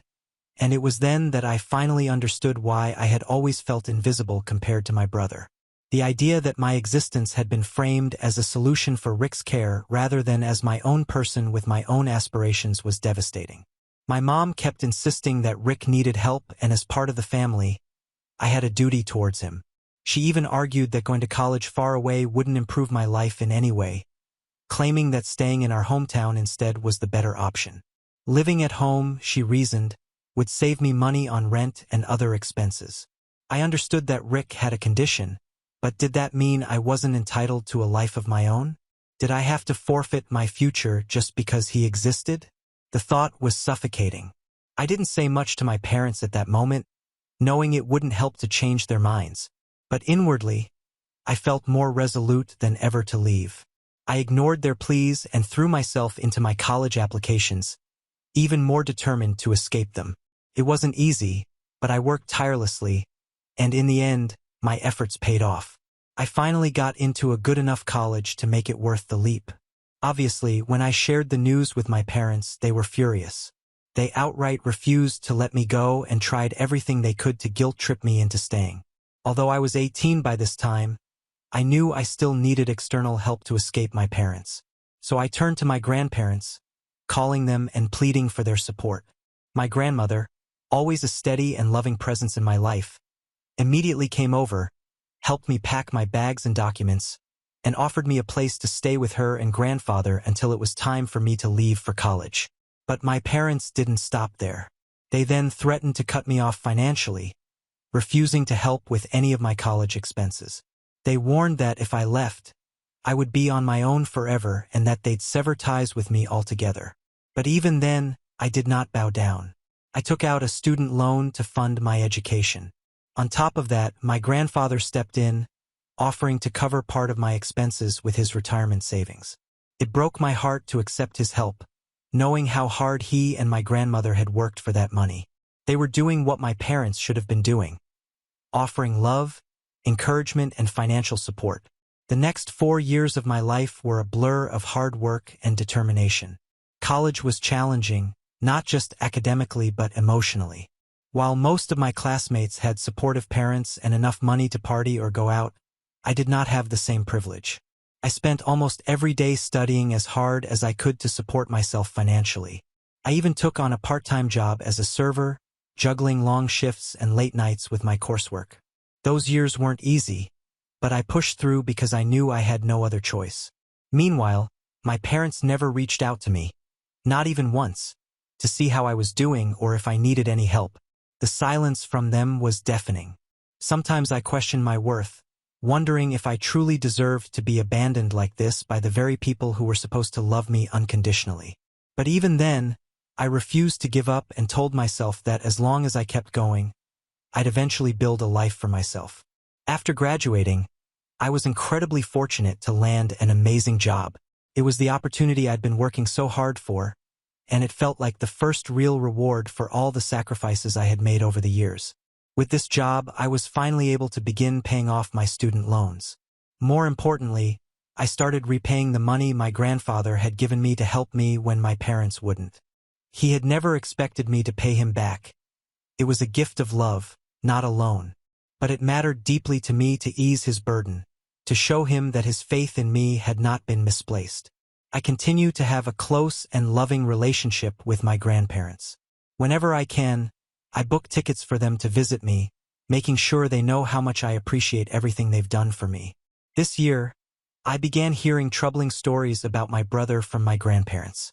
It seems Rick's behavior has escalated over the years, and since I was not his target anymore, he had turned his bullying towards other people.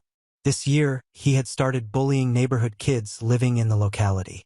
Apparently, he had been throwing water at the kids whenever they would play outside and trying to intimidate them by yelling that they weren't allowed to play in his area. Unsurprisingly, the kids' parents had become concerned and had complained to my parents multiple times, pleading with them to address Rick's behavior and keep him away from their children. But as usual, my parents didn't take effective action. They assumed Rick would eventually get bored and leave them alone. However, Rick continued his antics, and the situation boiled over when one of the parents, fed up with his constant bullying, called the police on him. When the police arrived, they saw Rick throwing water at one of the kids and yelling at her to run for her life. Immediately, Rick was arrested for harassing minor children. My parents protested, but the police scolded them as well for not keeping Rick in check. While this news has shocked some in the family, it doesn't surprise me at all.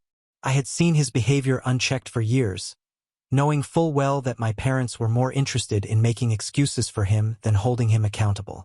Still, the thought of my brother facing legal trouble was a harsh reminder of just how troubling his behavior had become. My parents had ended up bailing him out, but now Rick is facing an upcoming court date. This week, I received a call from my parents, which completely caught me off guard. After 6 years of silence, it felt surreal to see their number pop up on my phone.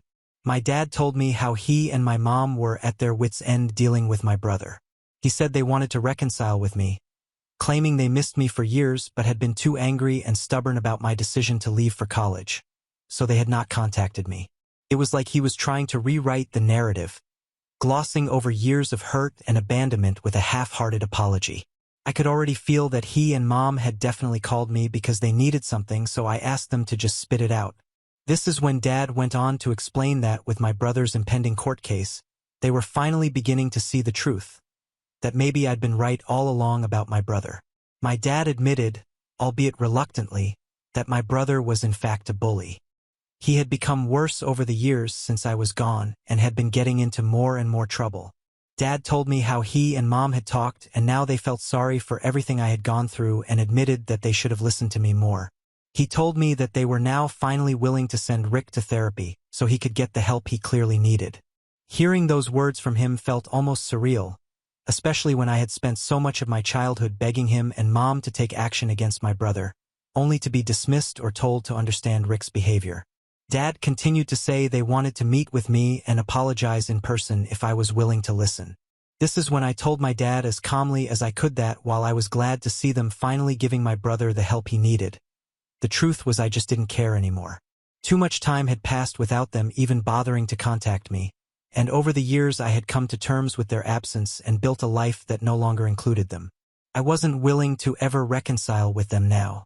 My dad then tried to push back, urging me to reconsider. Update 1.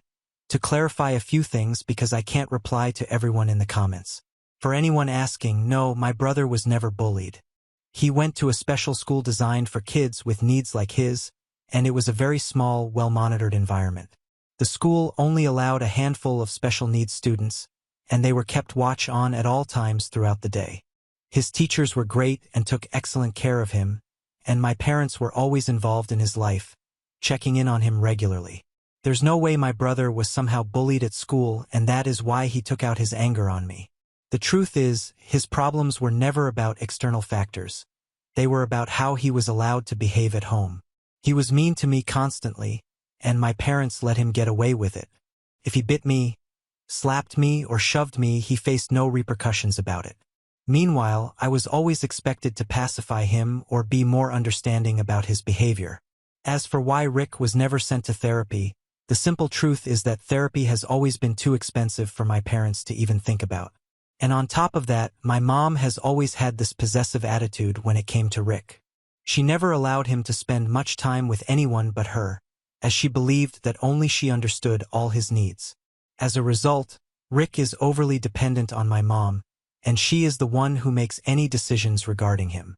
Anyways, now that I have gone through all the comments under my post, it's clear to me now why my parents are reaching out after all this time.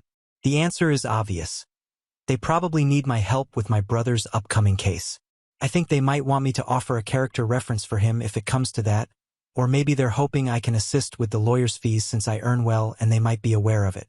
I know after all these years it cannot just be about reconnecting. It feels more about their desperation to fix things, especially with the legal trouble Rick is facing. They need someone to back him up, and I suspect they think I can be that person. I'm sure they want me to just step in and be the good daughter who helps them fix their mess, but I am not going to be doing that. Update 2. For everyone asking how my grandparents feel about my parents wanting to reconnect with me, they're not exactly thrilled about it. Over the years, they don't really talk much with my parents, especially after everything that happened when I was kicked out and wanted to go to college. Since then, the relationship between them has been strained, and they've mostly kept their distance. The only reason my grandparents have stayed in contact with my parents at all is because they have to sometimes help out with Rick, whether it's babysitting or taking care of him when my parents need assistance. My grandparents know exactly what Rick is like. They've seen his bullying behavior firsthand, and they're disappointed in how my parents have handled everything over the years. They've always been supportive of me, but when it comes to Rick, they've never been blind to his actions or excused them.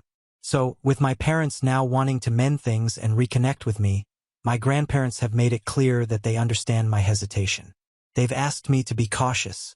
They know how hurt I have been because of my parents, and they don't want me to rush into something that might end up being more painful. Also, my parents have continued to send me messages this week. They are strongly urging me to consider giving them another chance. They keep emphasizing how much they regret the way things have been between us and how they've realized they made mistakes. As a result, I feel torn, to be honest. Update 3. Okay, so my suspicions were right about my parents. Today, I finally agreed to a video call with my parents after they had been asking me for weeks. It had been such a long time since we last seen each other, and honestly, I was feeling a mix of emotions leading up to the call. When I finally saw them on the screen, I couldn't help but notice how different they looked. They appeared much older than I remembered, tired, worn out even. It broke my heart a little seeing them that way. Despite the emotions swirling inside me, I tried to keep myself composed. We talked about their lives, about how things had been for them, and then I told them a little about my work. We discussed my grandparents, catching up on the little things that had happened in our family. Our conversation felt almost normal, like no time had passed since I had last seen them. My parents also apologized to me again. They seemed almost desperate in their words, asking me to come visit them, promising that they'd been thinking about me. But at that moment, I couldn't hold back any longer. I asked them outright, why now?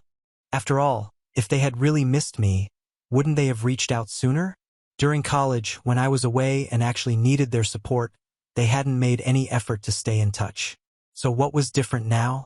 Why were they suddenly so eager to reconnect after all this time? That's when my parents almost reluctantly started to reveal the real reason they had reached out to me. They explained that they were in desperate need of financial help to take care of my brother, Rick. My dad told me that over the years they had spent almost all of their savings on Rick's constant medical treatments. The costs had drained them, and now with his legal case pending and the potential therapy he would need for his behavioral issues, the financial burden was becoming overwhelming. My dad finally asked me, almost pleadingly, if I could perhaps start sending them some money every month since I was doing so well in life.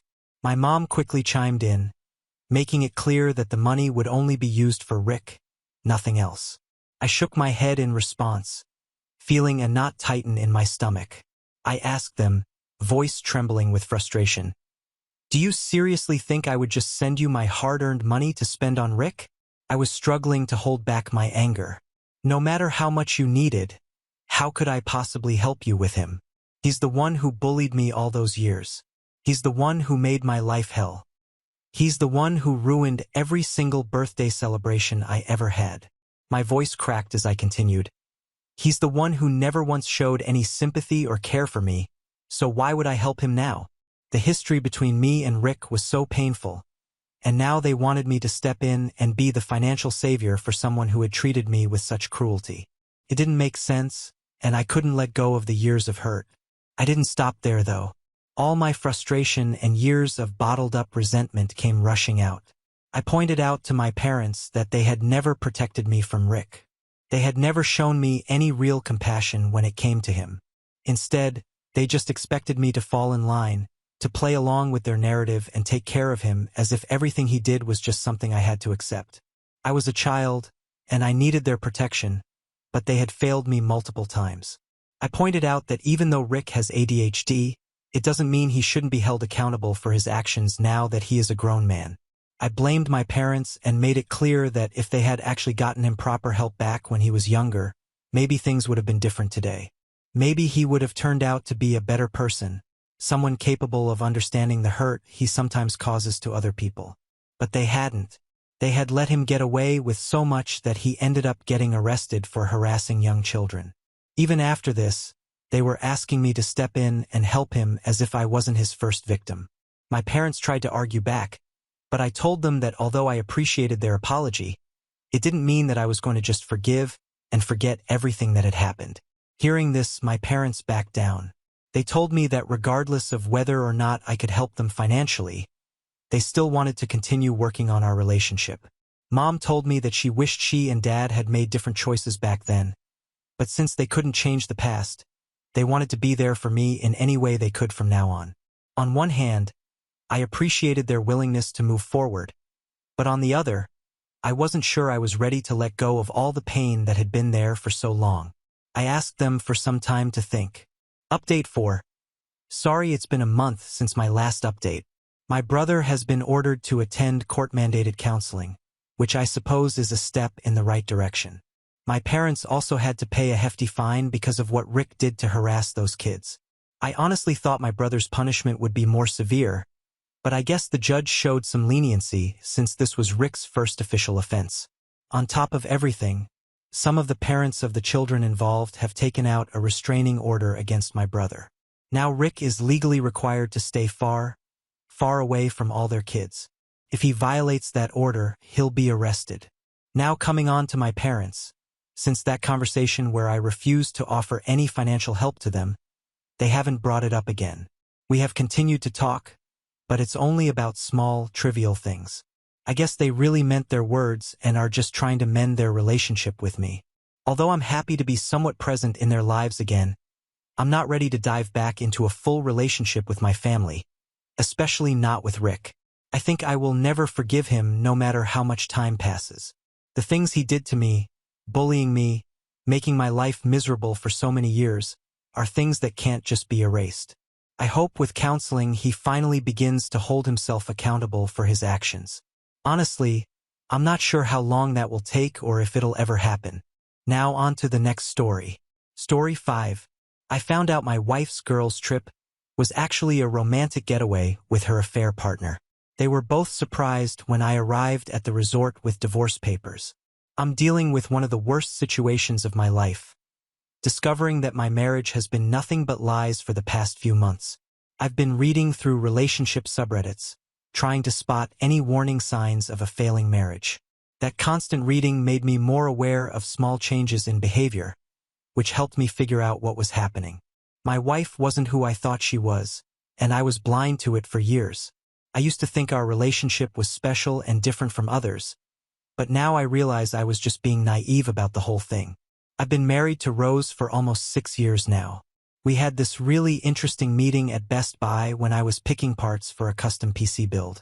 She came up to me while looking lost in the monitor section, probably because I had about 5 different spec sheets spread out in front of me. We clicked right away over our shared interest in technology. She was building her first gaming setup, and I helped her pick out the perfect monitor for her needs. We ended up getting coffee after, and she told me about her job as a software developer. I was working in IT at the time, so we had plenty to talk about.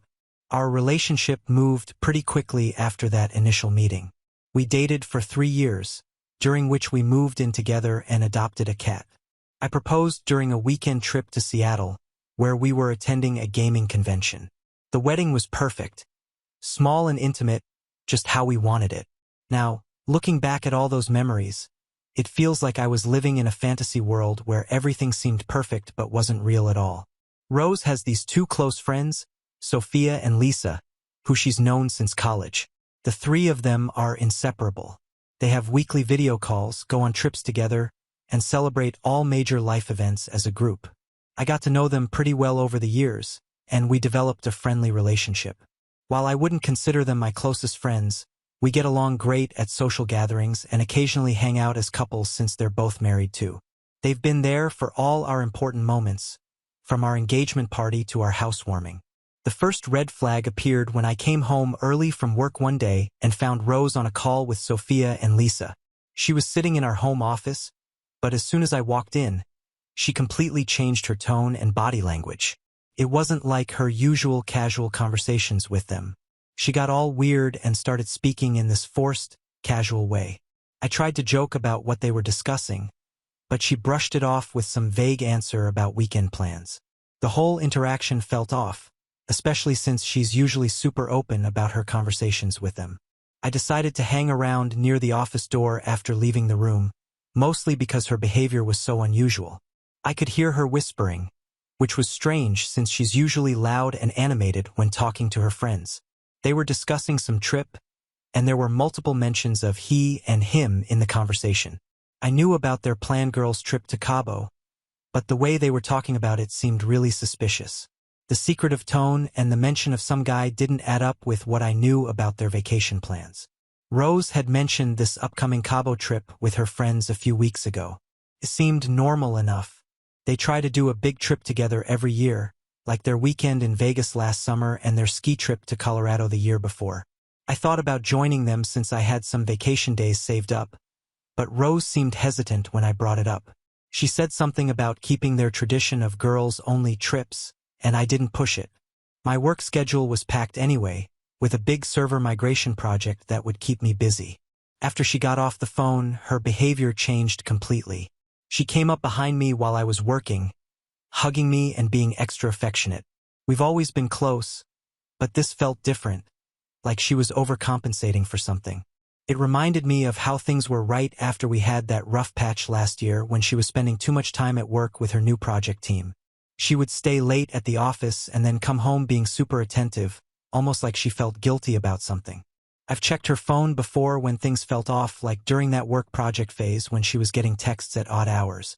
Nothing came up then, but this time felt different. We shared our phone passwords. It started when we needed to access each other's phones for emergency contacts and just never changed. Over 9 years together, you develop a sense of when something isn't right, and this definitely wasn't right. I waited until she was in the shower and went through her messages with Sophia and Lisa. Instead of their usual group chat full of memes and complaints about their husbands, they were talking about her trip, not their trip. The messages were full of excited emojis and comments like, "He's going to love that new bikini," and "Make sure to take lots of pictures for us." They were acting like teenagers planning a secret date, not 3 married women in their 30s. The more I scrolled through their chat, the worse it got. Mixed in with their normal conversations about work and family were these secretive messages about someone named Evan. Then I saw the photos. A guy who looked like he walked straight out of a dating app profile posing by some lake without a shirt. There was another picture of him with his arm around my wife at what looked like a restaurant. The timestamp showed it was from just 2 weeks ago when Rose said she was having dinner with her work friends. His name was Evan, and somehow this guy had been part of my wife's life without me knowing anything about him. The chat was full of her friends commenting on how good they looked together and how excited they were about the Cabo trip.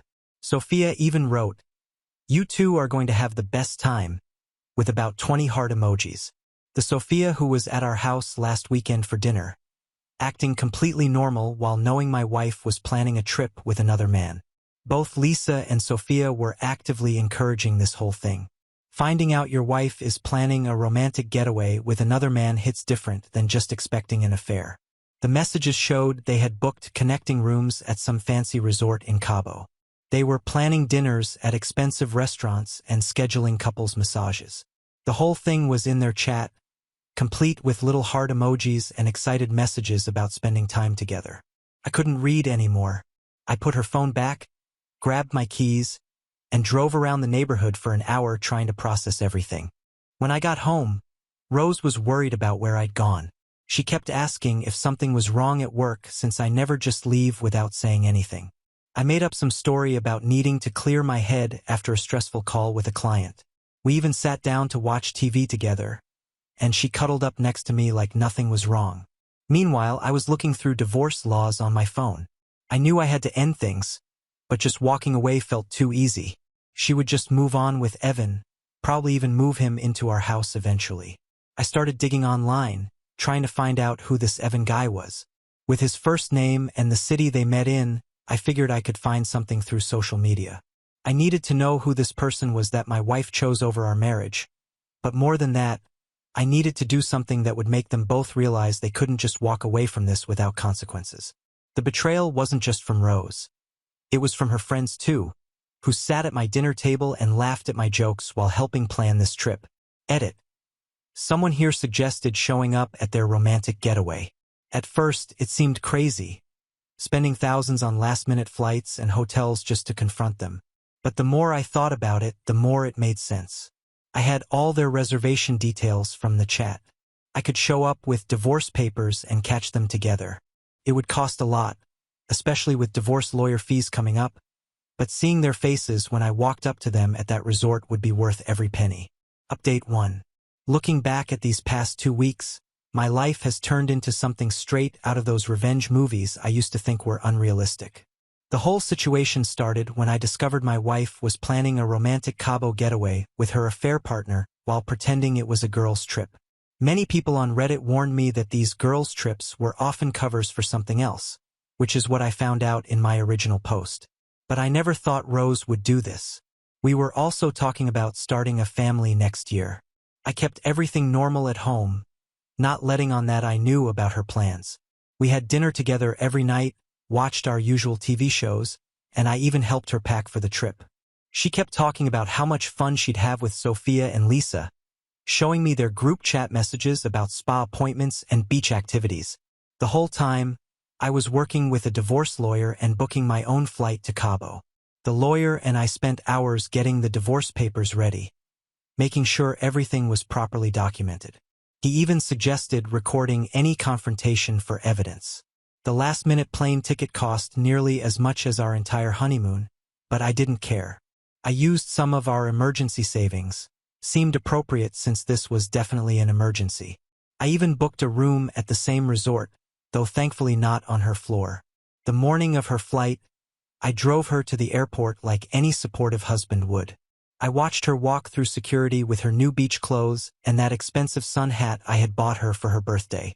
I looked for Evan in the terminal but didn't spot him. He was probably on a different flight to avoid suspicion.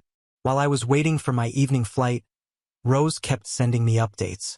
She texted pictures of her ocean view room and the resort's infinity pool, talking about how much she missed me already. Each message just made me more certain about my plan.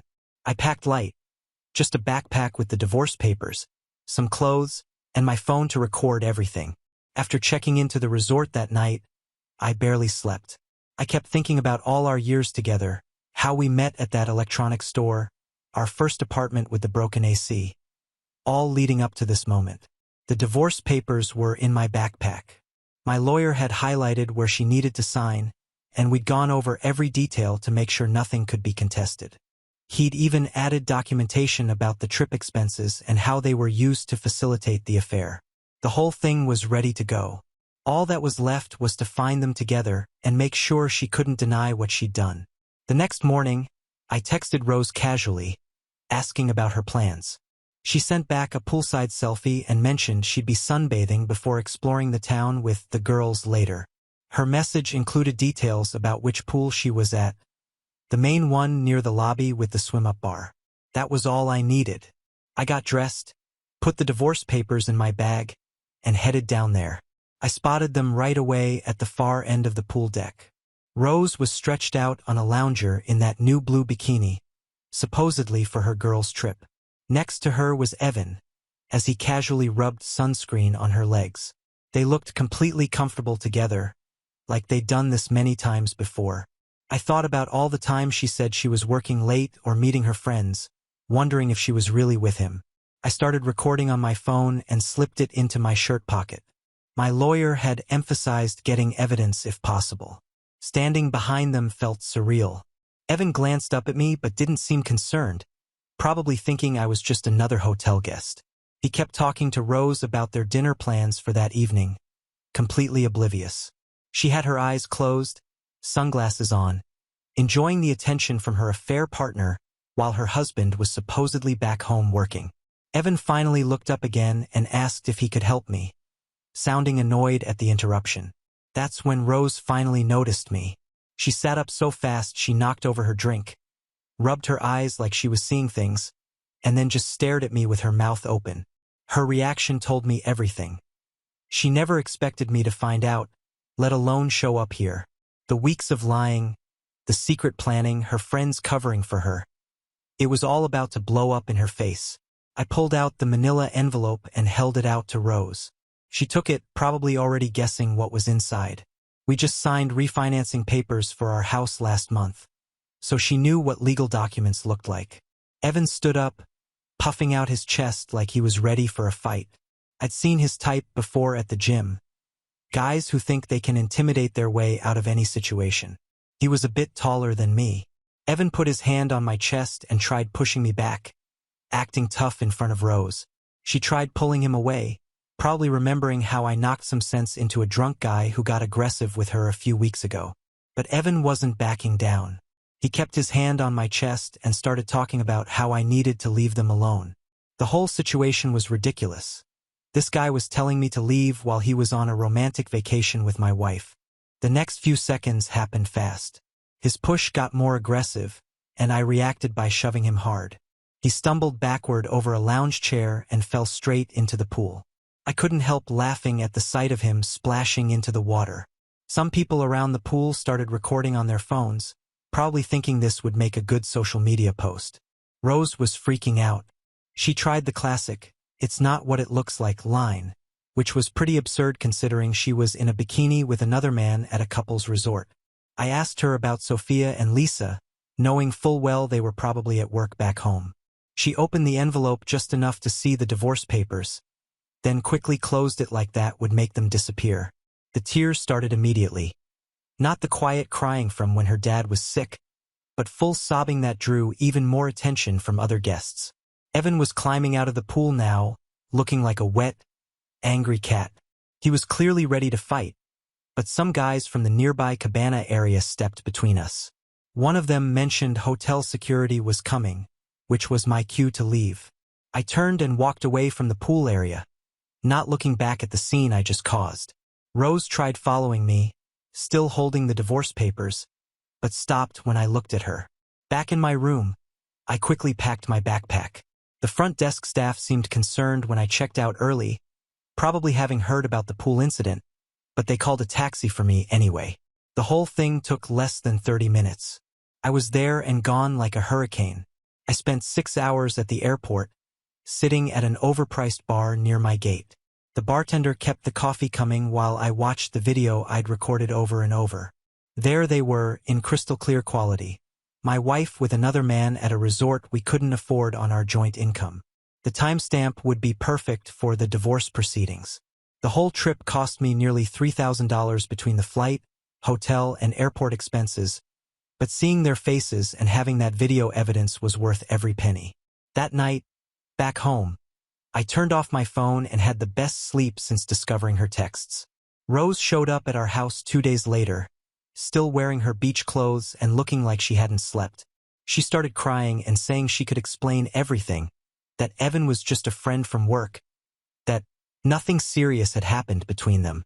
The same excuses she used when I questioned her about staying late at the office for team meetings. I told her to pack her things and go to her sister's place. Her sister had always given me weird looks at family gatherings, like she knew something I didn't. Now I understood why. No calls or texts from Rose in the past few days.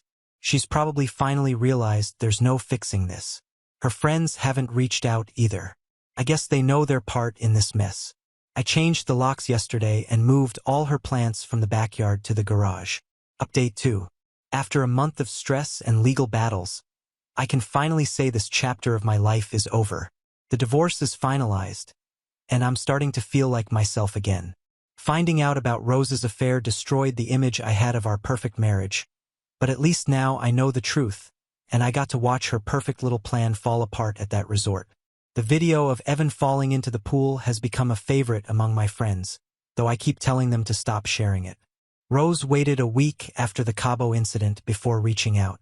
She sent a long text about needing space to think things through, like she was the one who needed time to process everything. During that week, her sister even tried calling me to explain how Rose was going through something and needed understanding. The betrayal went deeper than just Rose. Her entire friend group knew about Evan and encouraged their relationship. Sophia and Lisa, who had been bridesmaids at our wedding, helped plan the romantic getaway. The divorce was inevitable. There was no coming back from that level of deception, especially not after I saw them together at that resort acting like teenagers in love while I was supposed to be working overtime to pay for our new roof. Our divorce lawyer was a real professional who knew exactly how to handle everything. The video from the resort was solid evidence, showing Rose clearly with another man on what was supposed to be a girls' trip. We also had screenshots from her group chat discussing their plans and several suspicious bank transactions. The lawyer particularly focused on a series of unexplained Uber rides to areas of town where Rose had no reason to be and restaurant charges that were too high for just one person. There was even a hotel booking from 3 months ago when she claimed to be at a work conference. Going through our financial records was like uncovering a whole secret life. We found charges for expensive lingerie stores on days she told me she was shopping for work clothes.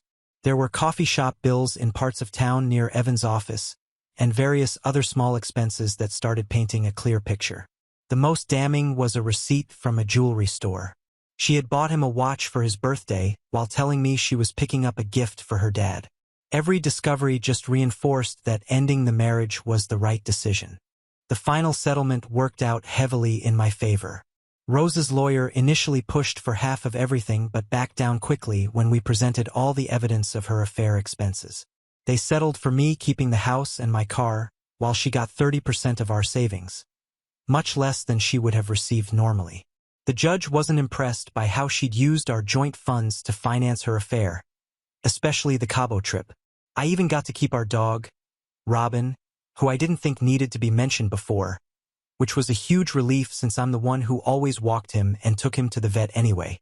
Rose's family started calling as soon as word got out about the divorce. Her parents, who had treated me like a son for the past 9 years, were shocked when I told them everything. Her father, who had always bragged about how I was the perfect match for his daughter, went completely silent on the phone. Her mother, who used to invite me over every Sunday for dinner, kept asking if I was sure about what I'd seen. I explained about the Cabo incident, showed them the video, and detailed all the lies their daughter had told. Now they were learning their daughter had thrown it all away for an affair. The investigation into Evan's identity led me down an interesting path. A quick search through Rose's Facebook friends revealed that he was a regional sales manager at a competing tech company, married with 2 kids. His profile was full of family photos, beach vacations, little league games, anniversary dinners. His wife looked like someone from a lifestyle magazine, and their house seemed perfect with its white picket fence and manicured lawn. The whole image screamed suburban happiness, but clearly that wasn't enough for him. It made a sick kind of sense that he and Rose found each other, 2 people willing to destroy their marriages for some excitement. Contacting his wife was one of the hardest things I've done. I sent her a message explaining who I was, along with the video from Cabo and screenshots from Rose's group chat. At first, she accused me of trying to cause trouble, saying I must have edited the video. She told me about their 15-year marriage, their kids' college funds, the anniversary stuff. But as she looked through all the evidence, especially the dates that matched his business trips, everything started falling into place. The shock turned to anger, then to a quiet determination. A week later, she messaged me back, thanking me for showing her the truth about her marriage. She had already contacted a divorce lawyer and moved in with her sister. The aftermath of all this has been intense but satisfying. Both our marriages ended because 2 people couldn't stay faithful. The video of Evan falling into the pool somehow made its way onto several social media platforms. I can't confirm or deny my involvement in that. His company's HR department probably wasn't thrilled to see their regional sales manager getting pushed into a resort pool by an angry husband. I've heard through mutual friends that he moved to a different state after everything fell apart. As for Rose, she's staying with her sister while looking for an apartment, probably regretting how a few months of excitement cost her a stable marriage, our dream house, and most of her savings. The lesson here is simple. If you can't be faithful, don't get married. The truth always comes out in the end. Now on to the next story. Story 6. At Christmas dinner, my parents sat me at the kids' table, proving they saw me as less. Fed up, I left, ignoring their guilt-tripping messages. I had a feeling this Christmas dinner would be a fiasco from the moment I walked in. It's not like I didn't know what I was getting into. It's always the same. This year, I was determined to persevere in the face of challenges. Let me introduce myself. I am Maya, the youngest of 4 siblings. However, being the youngest has never meant anything nice or cute in my family. If anything, it has always been the reason people speak down to me. I'm used to it by this time. I'm 28, but to them, I'm still a baby. I don't have a partner or children like my older siblings, but I'm successful in other ways. I have a career I'm proud of, a small but devoted network of friends, and a sense of freedom others don't understand. Marriage and children have always been more important to them than anything else. Christmas dinner has always been a major event in our household. It's one of the rare times of year that we all get together at my parents' house. A large, old Victorian home that has been in the family for generations. A house that appears great in family photos but is a pain to clean. I've always despised the location. It's cold and distant, much like my parents. But it is a custom, so I go every year, even though I would rather be somewhere else. I go because of family. I arrived just after everyone else. My oldest brother, Chris, had already arrived with his wife and 3 children, loudly setting up the table as if they owned the room. Then there was Amy, my sister, with her husband and their baby, always flawless, polished, and flaunting their ideal lifestyle. My parents were in the kitchen, scurrying around, pretending to have everything under control but still making everyone feel like they were 5 years old. As usual, I entered discreetly, hoping to escape the drama that was bound to ensue. When my mother spotted me, her face brightened up with that phony smile she always gave me. The one that made me feel like I wasn't really welcome, simply tolerated for the sake of the holidays. "Maya, sweetie," she said, giving me an embrace that seemed more compulsory than genuine. "I'm delighted you could make it. Grab a seat." I hardly had time to react when my father called from the other room, his voice booming with power, as if to remind everyone that he was still the man of the house. "Dinner's almost ready. Chris, Amy, please get the kids situated." I stood there for a time, not sure what to do. I wished to say something, but it was Christmas. I did not want to cause a scene, not yet. That's when my mother, in her subtle manner of making everything feel like a lesson, spoke again. "Maya, why don't you sit at the children's table? We've got a unique place for you among the cousins." I froze. I could not believe it. My mother, in her sweet, syrupy tone, had just asked me to sit at the kids' table, which they set up every year with a mismatched assortment of chairs, paper plates, and half-hearted decorations. I looked across to the dining room. The adult table was nicely decorated with exquisite china, wine glasses, and candles that gave the atmosphere an elegant, grown-up feel. My dad sat at the head of the table, looking as smug as usual, surrounded by my married siblings. There was no room for me. However, I returned my gaze to my mother, attempting to suppress the rage that was welling up within me. I could feel the familiar sting, the one I get whenever they try to remind me that I'm not good enough in their eyes. This wasn't the first time they'd made me feel small, but it was unique. This wasn't a casual remark or a side-eye. This was deliberate. They knew exactly what they were doing. I attempted a smile, but it did not reach my eyes. "Okay, Mom. Thank you," I responded, trying to keep my voice steady. She smiled as well, but her attitude indicated that she was unconcerned with how I felt. This was all about maintaining appearances and ensuring everything was flawless. I don't believe she recognized how much it hurt to be rejected like this. Without saying anything, I walked up to the children's table, my stomach churning with each step. It wasn't like I anticipated anything different, but for a little moment, I hoped they'd treat me like an adult. I sat in the small plastic chair, surrounded by children who were more concerned with their mashed potatoes than the awkward hush I sensed in the air. My cousins were in their own little universe and utterly ignored me. I looked at the plate in front of me. It was messy and unappetizing. It was as if they hadn't even tried to make it appear good. I swear I saw one of the toddlers slip a portion of broccoli beneath the table. I wanted to shout. That's when it struck me. This wasn't only about the table. This was not about tradition or the Christmas spirit. This was about them thinking I was less than. They didn't even bother to hide it anymore. And at that moment, something inside me snapped. I stood calmly, the weight of my decision weighing against me. I did not need to say anything. I didn't need to yell or cause a scene. I just grabbed my coat, slung it over my shoulder, and strode right to the door. As I opened it, my mother's voice rang out, almost late. "Where are you going, Maya?" she inquired, her tone tinged with bewilderment and annoyance. I did not glance back. "I'm leaving," I announced, my voice frigid. "Enjoy your dinner." The door banged behind me. The cold air hit me like a wave, but I didn't mind. My car was parked just down the street, and I had already left. My parents' panicked calls faded into the distance as I drove. For hours, I wandered aimlessly until I arrived at a quiet diner. Sitting alone in a booth, I ordered something warm, my hands still trembling from adrenaline. I couldn't remember the last time I felt so angry and relieved all at once. That's when my phone started exploding. Messages, missed calls. As usual, I glanced at the screen. It was my family. Chris, Amy, everyone, including my father, was phoning and messaging. But the one that stood out the most came from my mother. "Mom, where are you? We need to talk." "This is not humorous, Maya." I felt a smirk tug on my lips, the type that had been building all evening. I was not about to pick up, not yet. The ball was now in my court. They had no idea what was coming. I put down my phone and sipped my coffee, watching the steam curl up into the air. What should I do next? That was the question, and believe me, they wouldn't like the answer.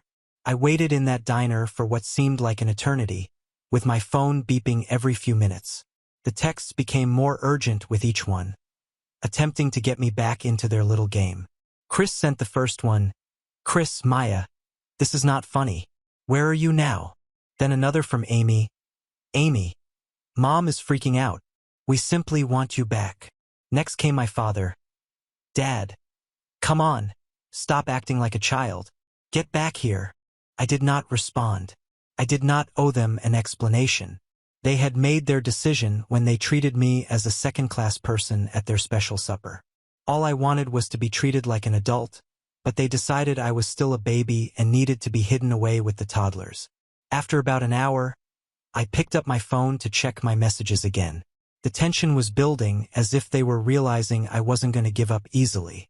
My gut twisted when I saw my mother's text. "Mom, Maya, I do not understand why you are doing this. Your siblings are concerned, and it's destroying Christmas. Do not make this about you. You are being selfish." I stared at the message for a time, feeling a surge of rage rising again. Selfish? They were the ones acting selfishly. The entire night had been about their image and aspirations. I had only been a component in their flawless little puzzle. However, to her, I was the problem. Typical. I wasn't sure if I was supposed to laugh or cry at this point. Instead, I just blocked her number. She was not going to make me feel guilty. Not this time. I took a deep breath and tried to focus on myself. This was not a spontaneous reaction. I had a plan. Every one of them had wronged me, and tonight I was going to make sure they understood how badly they had messed up. Later that evening, after finishing my lunch and the adrenaline had subsided a little, I decided it was time. I opened the family group chat where they generally vent about everything and anything. There had already been 12 messages concerning me. "This is ridiculous. She's acting like a child. What's the big deal? We didn't mean it like that. I think she's just overreacting." I scrolled over them, my fingers itching. I knew I could simply ignore it. That would have been the easiest way out. But no, I needed them to feel it. I needed them to understand that how they treated me had consequences. I began typing slowly at first, but my words soon increased in speed. You guys don't get it, do you? You really don't. This isn't just about a seat at the table. It's about how you've treated me my entire life. Like I'm not good enough. Like I'm invisible unless you need something from me. I'm the only one who doesn't get praised for following the same script you all did. Get married, have kids, play the game. But I've built my own life and I'm doing just fine. So maybe it's time you all recognize that. I waited before sending, allowing the weight of my words to sink in. For the first time in my life, I felt in control of the situation. I stopped begging for their approval. I was not going to be their small project. I pressed send. It did not take long for the texts to pour in. My phone buzzed repeatedly, each message more frantic than the last. The first one came from my father. Dad, this is crazy, Maya. You're being dramatic. Get over yourself. Amy swiftly followed. Amy, you can't just leave like that without causing everyone to be sad. What did you think would happen? Then Chris joined in. Chris, we did not do anything wrong, Maya.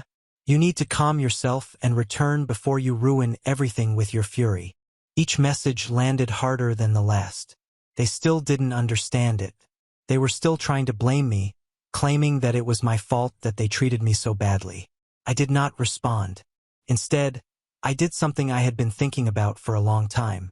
I launched the Photos app on my phone and began scrolling. There it was, an old photo of our family from years ago, just before everything started to go apart. A great Christmas photograph with everyone smiling and cheerful. Everyone but me, of course. I was there, thrust into the image as an afterthought. But I knew the reality beneath their smiles. I understood what had been said, what was implied all these years. I took that shot and promptly placed it on the family group chat. But this time, I included a caption. Here's to the perfect family, always making sure the youngest one knows their place. Then I shut off the phone. I let the silence settle about me, feeling liberated from their restraints. I had no idea what would happen next, and I didn't care. They pushed me too far, and now I was finished. I didn't check my phone for several hours. It was almost weird sitting there without the incessant buzzing and pinging of their urgent texts. The silence seemed strangely calming. For once, I wasn't the one attempting to please them. I stayed awake late just thinking. I knew exactly what they'd be saying behind my back, even if they didn't have the courage to say it to my face. My siblings, particularly Chris, undoubtedly believed I was exaggerating, certain I was just being the drama queen of the family again. But I was not. I was finished performing the character they had written for me. What if they couldn't understand that? Well, I'd let them deal with the consequences. I eventually plugged in my phone to charge and sighed as I checked it again. The notifications were as relentless as I had expected. Dozens of missed calls, texts ranging from angry to apologetic, but they were all tinged with frustration. I scanned through them, reading their words with grim delight. They were unraveling, and I wasn't about to make it simple for them to put things back together. Mom sent the longest text. I don't know what's gotten into you, Maya. You're acting like this is about us when it's really about you. You can't just run away from your family like this. You're tearing us apart. Please come back. Christmas is ruined without you. This isn't who you are. There it was. Guilt trip. The attempt to make me the bad guy. They always made me feel like I was the one making trouble by demanding to be treated like an adult. Then came my father's message. This is childish. We need to talk about this when you calm down. And of course, Chris. If you think walking out of dinner was going to make a statement, you're wrong. You're making it worse. You owe us an apology. An apology for what?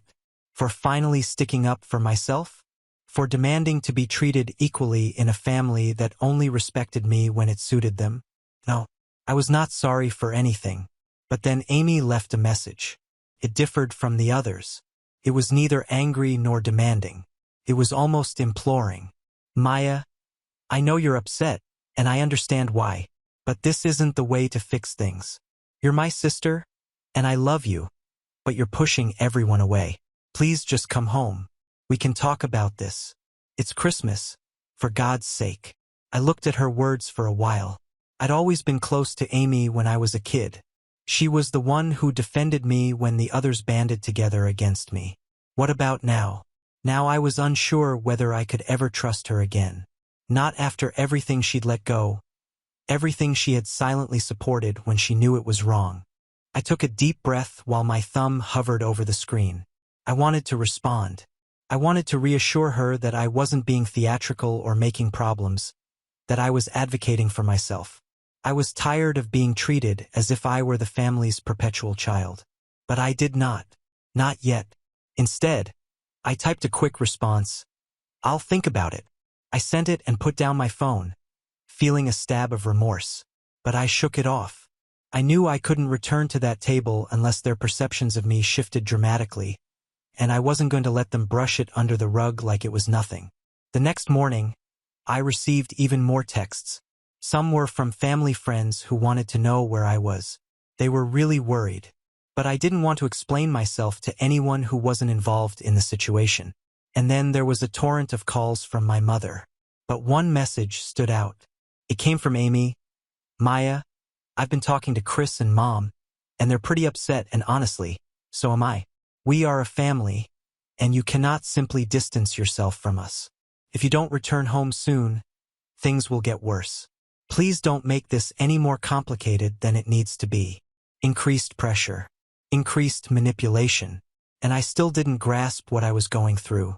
They were not hearing me. They were not listening. I knew exactly what they were doing, what they have always done.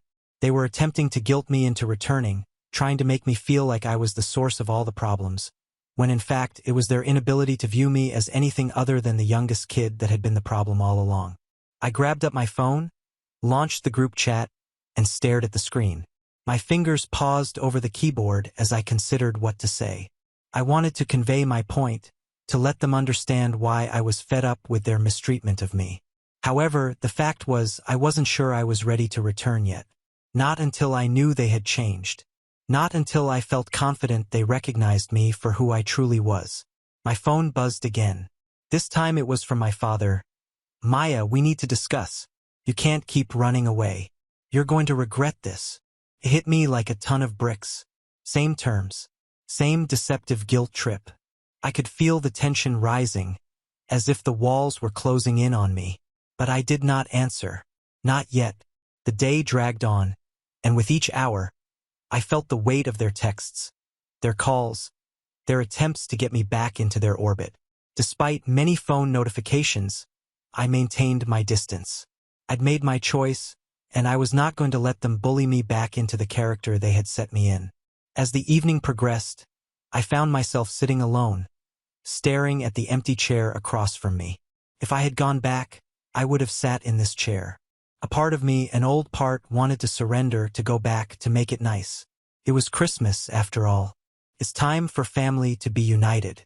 However, I couldn't shake the idea that if I went back now, it would be like saying I was not worth fighting for, that all those years of being put aside were perfectly okay, that they were correct, that I was simply being dramatic.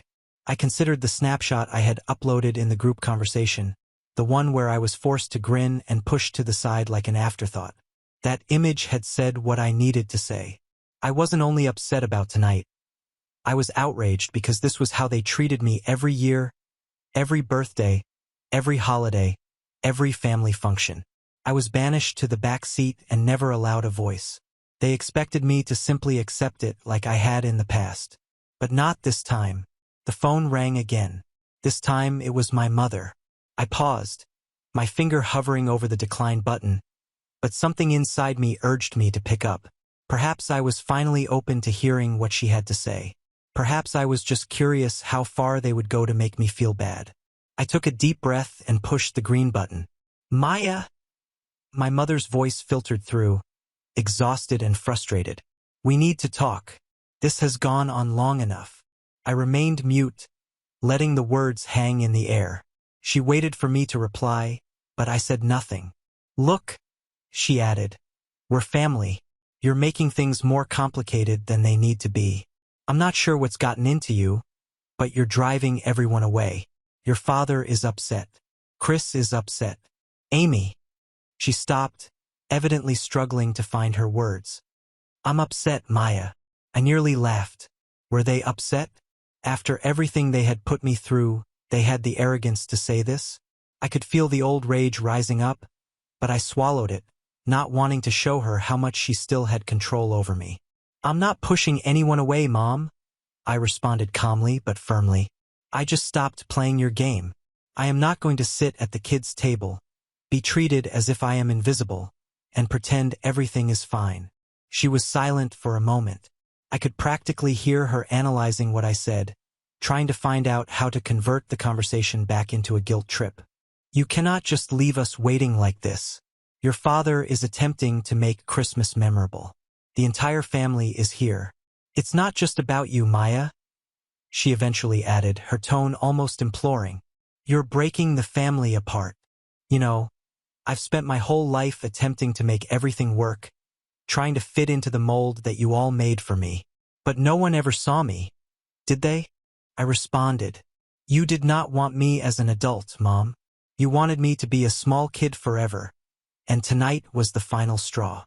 She was silent again, and for the first time I could see she was listening to what I was saying. It was more than just a seat at the dinner table.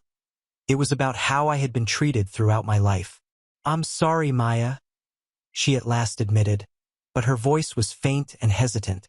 "I didn't know you felt that way. It took me a long time to realize it too," I said, relaxing my tone slightly. "But I'm done pretending." There was a long pause, and I could feel the tension in the air even through the phone. For the first time in my life, I felt understood. I felt in control of the situation, and it felt great. Felt empowering. Finally, she sighed. "I understand.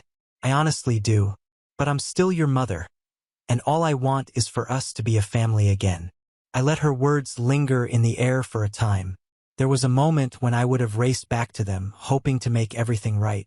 But I was not that person anymore. I discovered the hard way that they wouldn't change unless I forced them to see me, to consider me an equal. "I'll think about it," I replied, echoing my previous remark. But this time, things were different. It was not about me giving in. It was about taking my time. It was about them recognizing that I was more than simply an afterthought, that I was not going to allow them to drag me back into their toxic environment without reform. "All right," my mother murmured softly. "I hope you return soon.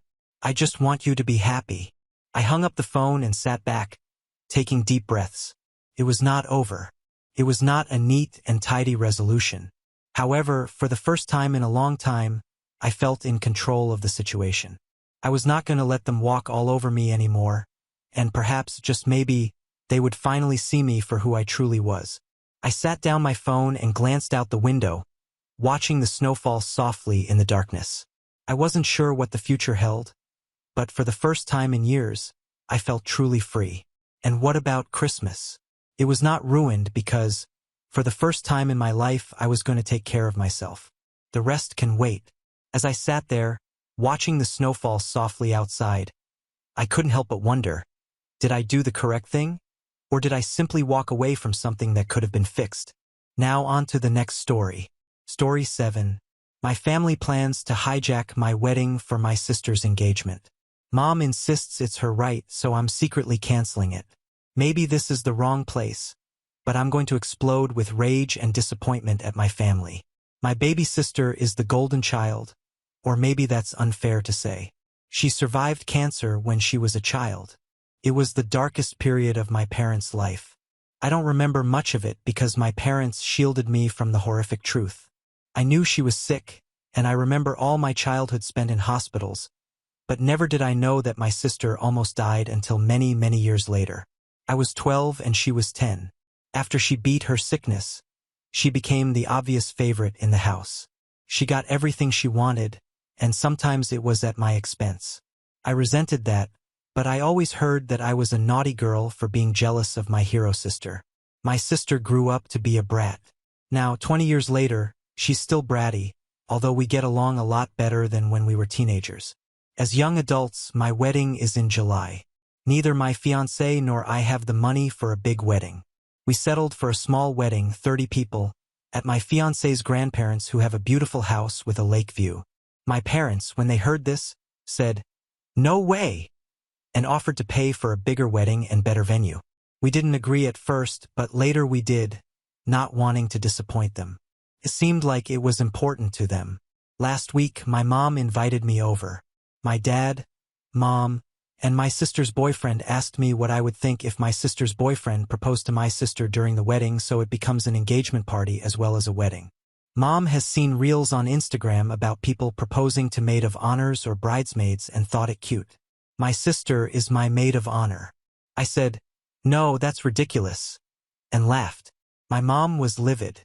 She told me I was selfish and ungrateful, and I accused her of favoritism.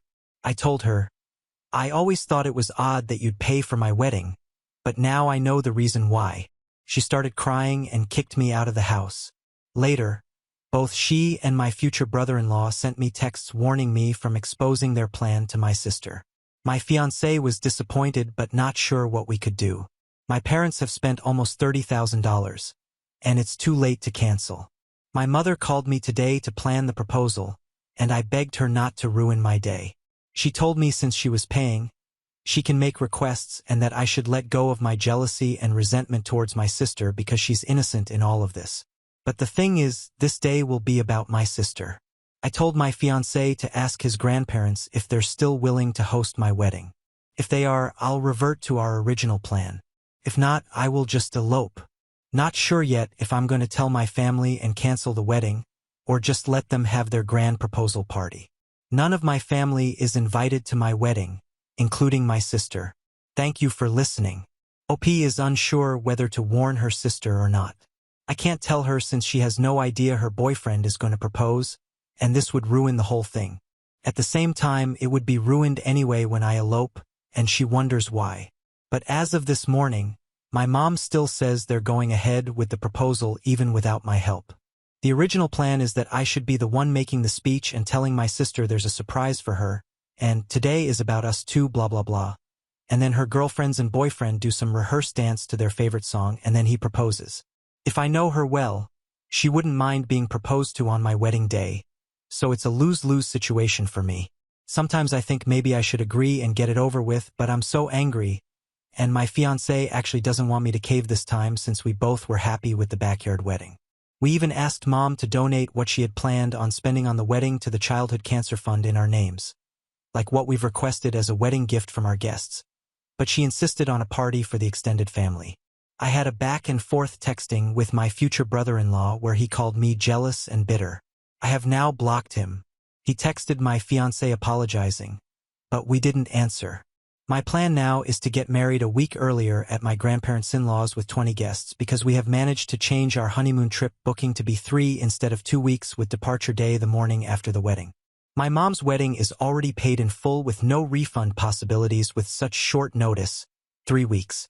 That was the whole point, I think, to spring this information on me so close to the wedding date so I can't really do anything about it. Now, they will have 1 week's heads up anyway when they see my wedding pictures on social media. They will probably just turn the wedding into an engagement party and have a blast, so it's a win-win, I hope. Update 1. I really want to thank everyone that showed me support. I'm now happily married and in Lake Como, Italy, for my honeymoon. I tried to stay away from my phone, but I was so curious to see my family's reaction to my elopement a week earlier than planned. It was really ugly. I must start with saying that I really tried my best to negotiate and compromise with my family and truly explain that this was hurting me. I have nothing against my sister and nothing against her getting engaged at my wedding, but the principle that it was made very clear to me that I had absolutely no opinion or say in what was going to happen on what was supposed to be my special day was where I drew the line. It wasn't a wish or a request. It was a matter of fact, and it was decided. So I told my mom that I'm not going to attend the party she's paid for. Maybe they should just make it an engagement party instead. She got very upset and told me that the engagement was supposed to be a surprise. I told her that I was just giving her the heads up since she's about to lose an insane amount of money. She didn't take me seriously, like I wasn't going to cancel my wedding because of a trivial thing. What she didn't know is that I've already made plans to get married a week earlier at my grandparents' in-laws. We invited our closest friends, and some even had to book earlier flights and take more vacation days. For these people, I was extra grateful. What was left was my sister. I'd been back and forth arguing and negotiating with my parents and FB. I decided that even if this would ruin her surprise, I had to tell her. So I did. She wasn't really happy with my mom, but she was more upset that I ruined her surprise, and she, as I expected, thought I could have just sucked it up and gone with the flow. I didn't tell her about my new wedding date. The wedding was dreamlike. In the back of my head, I was hurt that the people who loved me the most weren't there, but I pushed that thought away and refused to let it ruin our day. My husband was amazing. He promised to make me happy for the rest of my life and to make up for every heartbreak I've experienced in my past. My in-laws surprised us with upgrading our honeymoon to a 5-star hotel. I had my friends and some cousins and my favorite aunt attending. We asked them not to live stream or upload any pictures to SM until we're already on our honeymoon. We also asked them not to engage in any altercations online with my family.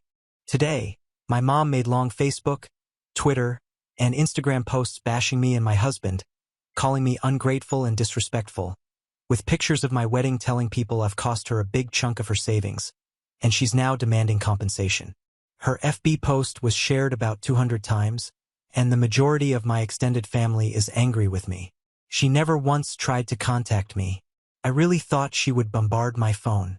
Instead, both her and my dad announced that they're cutting me off and are expecting compensation. Future brother-in-law commented that I ruined his surprise, and my sister made a post about being tired of jealous bees and haters.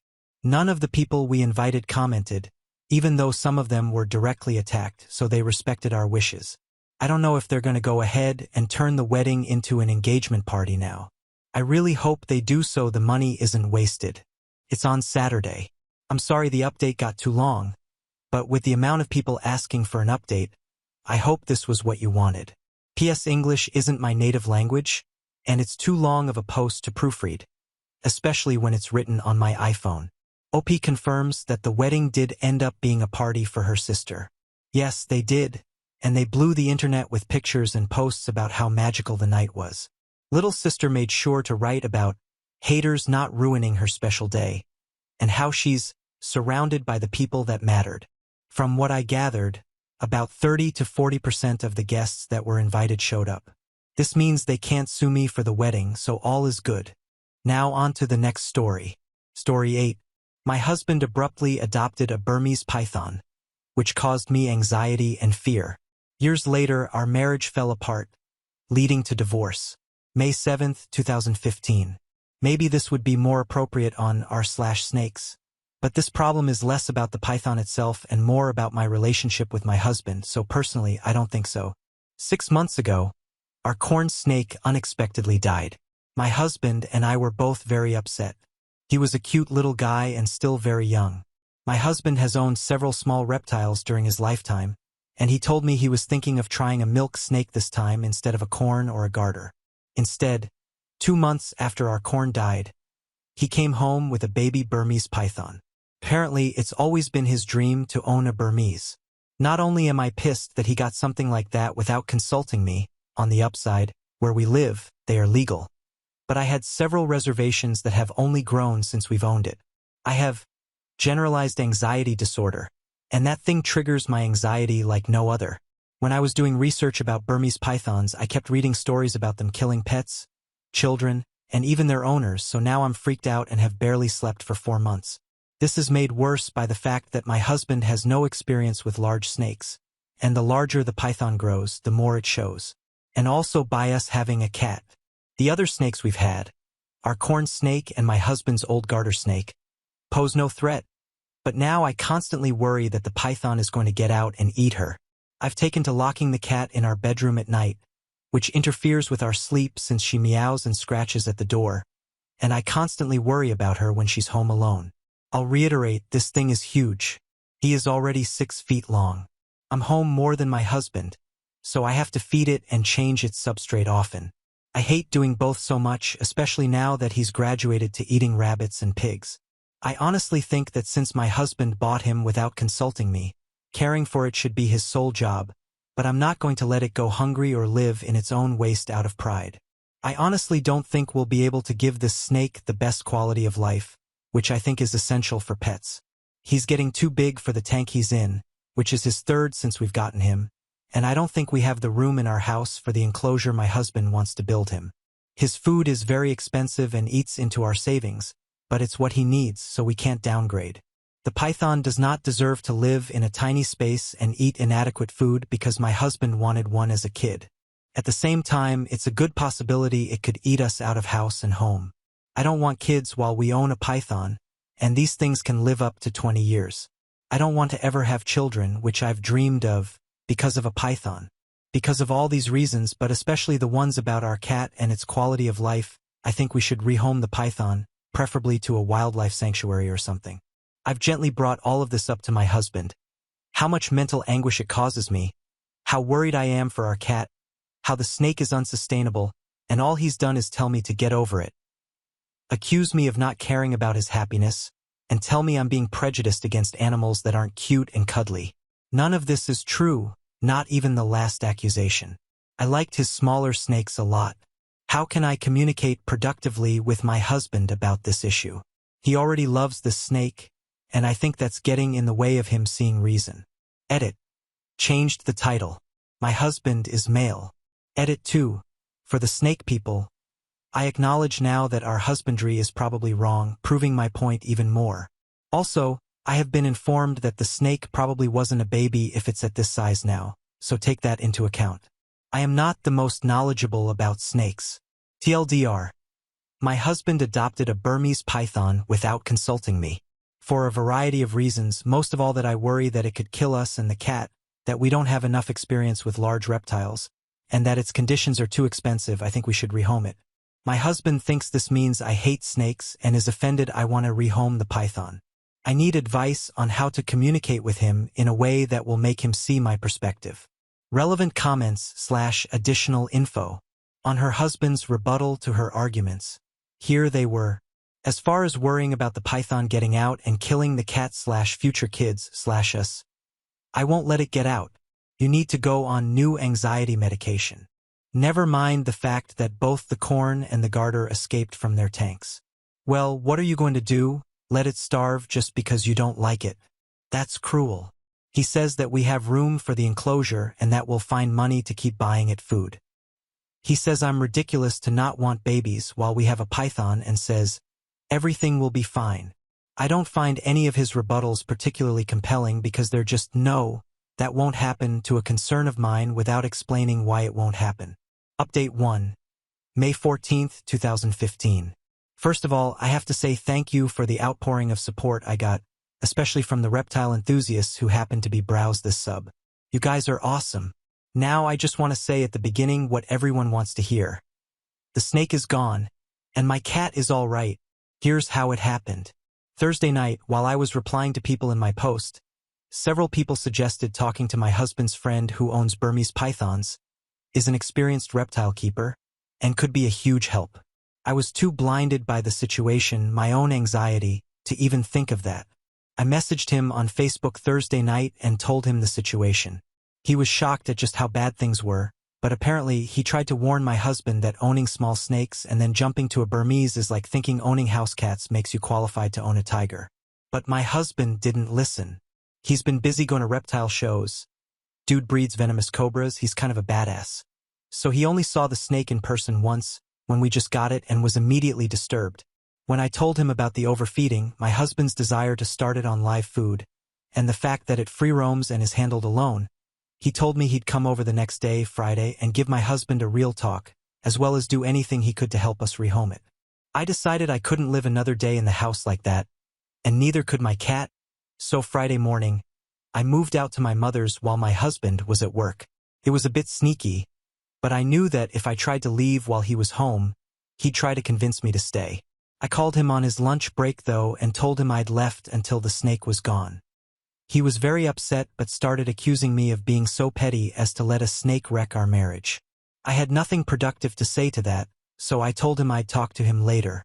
Well, my husband's friend was so angry at what he saw of the snake that when he got to the house when my husband was home from work, he gave him the tongue lashing of his life and told him in plain terms that now that he saw how woefully inadequate we were as big snake keepers, there was no way he was going to let the snake stay at our house.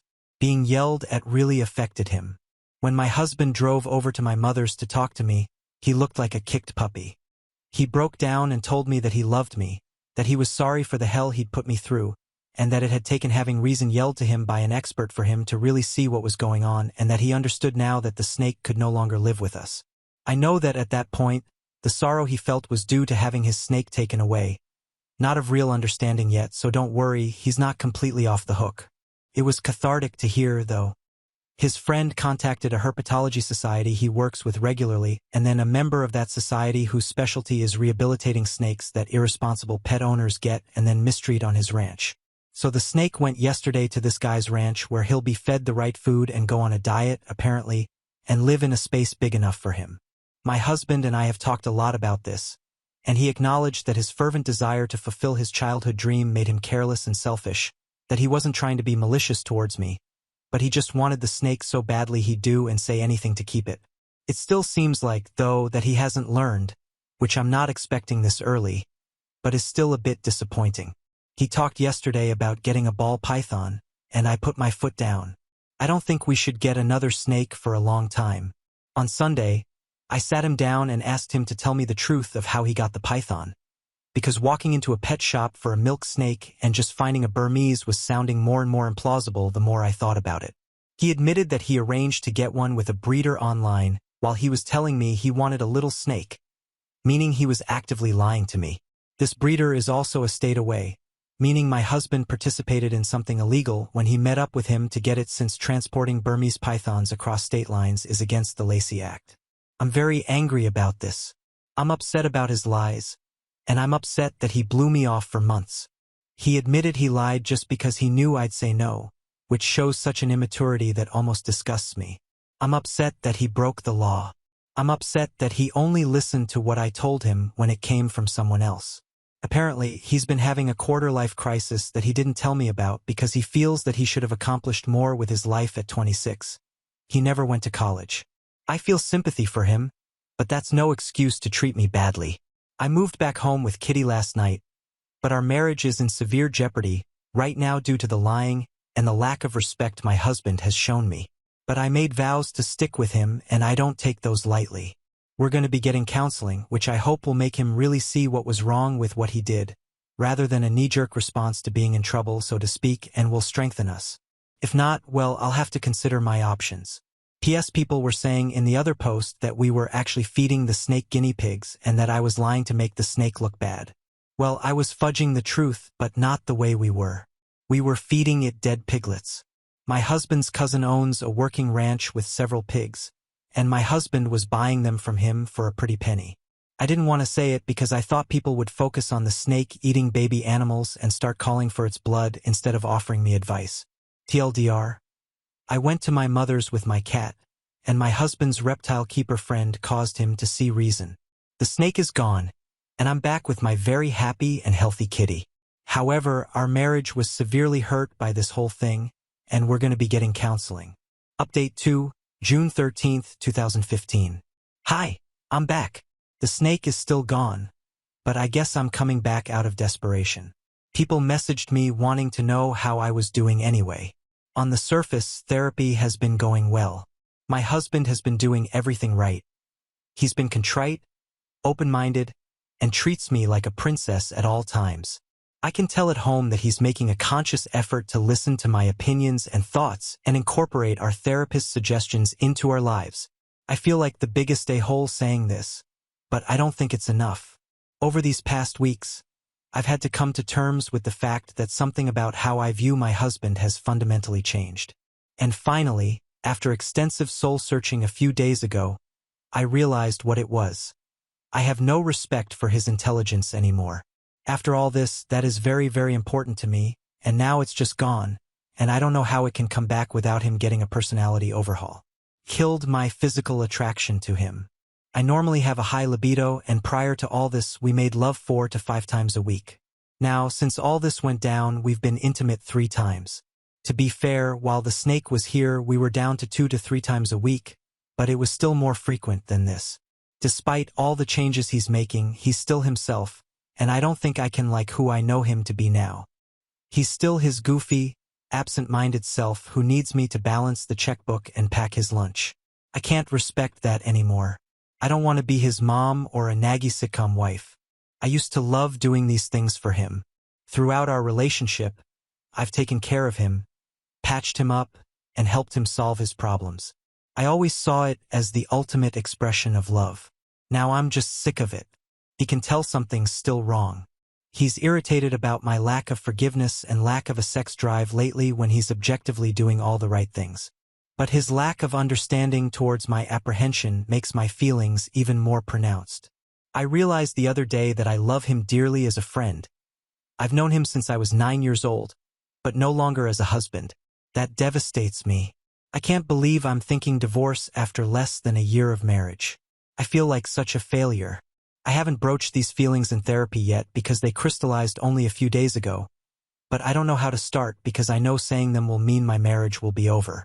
I have talked to my mom and friends about this, and they all tell me to wait longer, to stick it out because I made vows. But I feel like I found out something fundamental about my husband that I wish I never had, and that nothing can be the same now. TLDR. I think I'm going to have to divorce my husband, and it's killing me inside. Update 3, October 14th, 2024, 9 years later. Basically, my ex-husband brought home a Burmese python after telling me he wanted a milk snake. I was really scared of it and anxious, and he was dismissive of my worries. I ended up getting the snake shipped off to a reptile ranch, but it absolutely shook my trust in my ex because he was lying to me. It also made me realize he relied on me to do everything for him like a second mother, and that I hated that. I really tried to work through the feelings I posted in the second update, but after 3 months, we separated. It's totally okay if you judge me for this because I judge myself. After being separated for half a year, we ended up having sex. My grandma had just died. I was devastated, and he came to the funeral to support me, and because he'd known her forever and loved her too. We went home together after the family lunch, and we ended up having comfort sex. Neither of us wanted kids at that point, but my IUD had slipped into my cervix at some point before this, and I ended up getting pregnant. Both of us were unsure about introducing a kid into our relationship but decided to get back together and make another effort. I had always wanted to be a mom and didn't want to abort. We found out pretty early into the pregnancy that it was actually a molar pregnancy, meaning that instead of a normal fetus, I was pregnant with a tumor. I had the mole removed, but I was one of those lucky people who develops cancer from their molar pregnancy. Luckily, the cancer was caught when I was only at stage 2 and responded really well to chemotherapy. I've been cancer-free since 2016. However, my ex's behavior when I was extremely sick from chemo, we had stayed together after losing the pregnancy, caused me to put my foot down and want a divorce. He wouldn't or couldn't pick up the slack around the house, and I couldn't deal with it anymore. I felt like I couldn't depend on him for anything, not even when I had cancer. Literally a week after I was told I was cancer-free, I told him I was moving out and wanted a divorce. I lived with my mom for a year while our divorce was being finalized and a bit after it, and then decided to get a job in a new city because I needed a new beginning. I also decided to fulfill a dream of mine I'd been mulling over for a while and went back to college to get my BSN in 2017. I graduated in 2019 because I was in an accelerated program for people who already have another degree, and I now work as a neonatal nurse. The job can be really wearing and difficult, but it's so amazing watching tiny and sick babies grow and thrive and eventually leave. I feel like I found my calling. I also met a guy in my class when I went back to school. We were just friends for 2 years because I didn't feel ready to date, and then in 2019 we started dating. That guy is now my husband. We got married in 2022. My current husband is the most amazing man and partner I could have ever asked for. I can fully lean on him and him on me, and I don't have to ask him to please pick his socks up off the floor. He even does most of the cooking because I hate cooking. Due to my cancer treatment, I went into premature ovarian failure, so we are going to start IVF in the new year with eggs I had frozen before my chemo began. We also want to adopt and or foster at some point and have been looking into that as well. I know for sure my husband is going to be a wonderful support for me and an amazing father. At the time of my divorce, I had no confidence my ex would be either of those things. I don't want to just bash my ex though. He is doing much better since we got divorced. A month after I left for good, he attempted suicide and was put on a 72-hour hold at the hospital. He took their advice to follow up with a psychiatrist seriously and was diagnosed with ADHD. It explains so much about how he was when we were together. A little later on, he was also diagnosed with autism. I don't speak to my ex because it's too painful for both of us. But my mom is still close to his mom and has given me some updates. He's taking medication that's really helped his ADHD and was able to go to trade school. He has a much better job now and has been in a steady relationship. I wish him all of the best. I look back on my old posts, and all I can do is shake my head. I was putting up with so much I would never put up with now.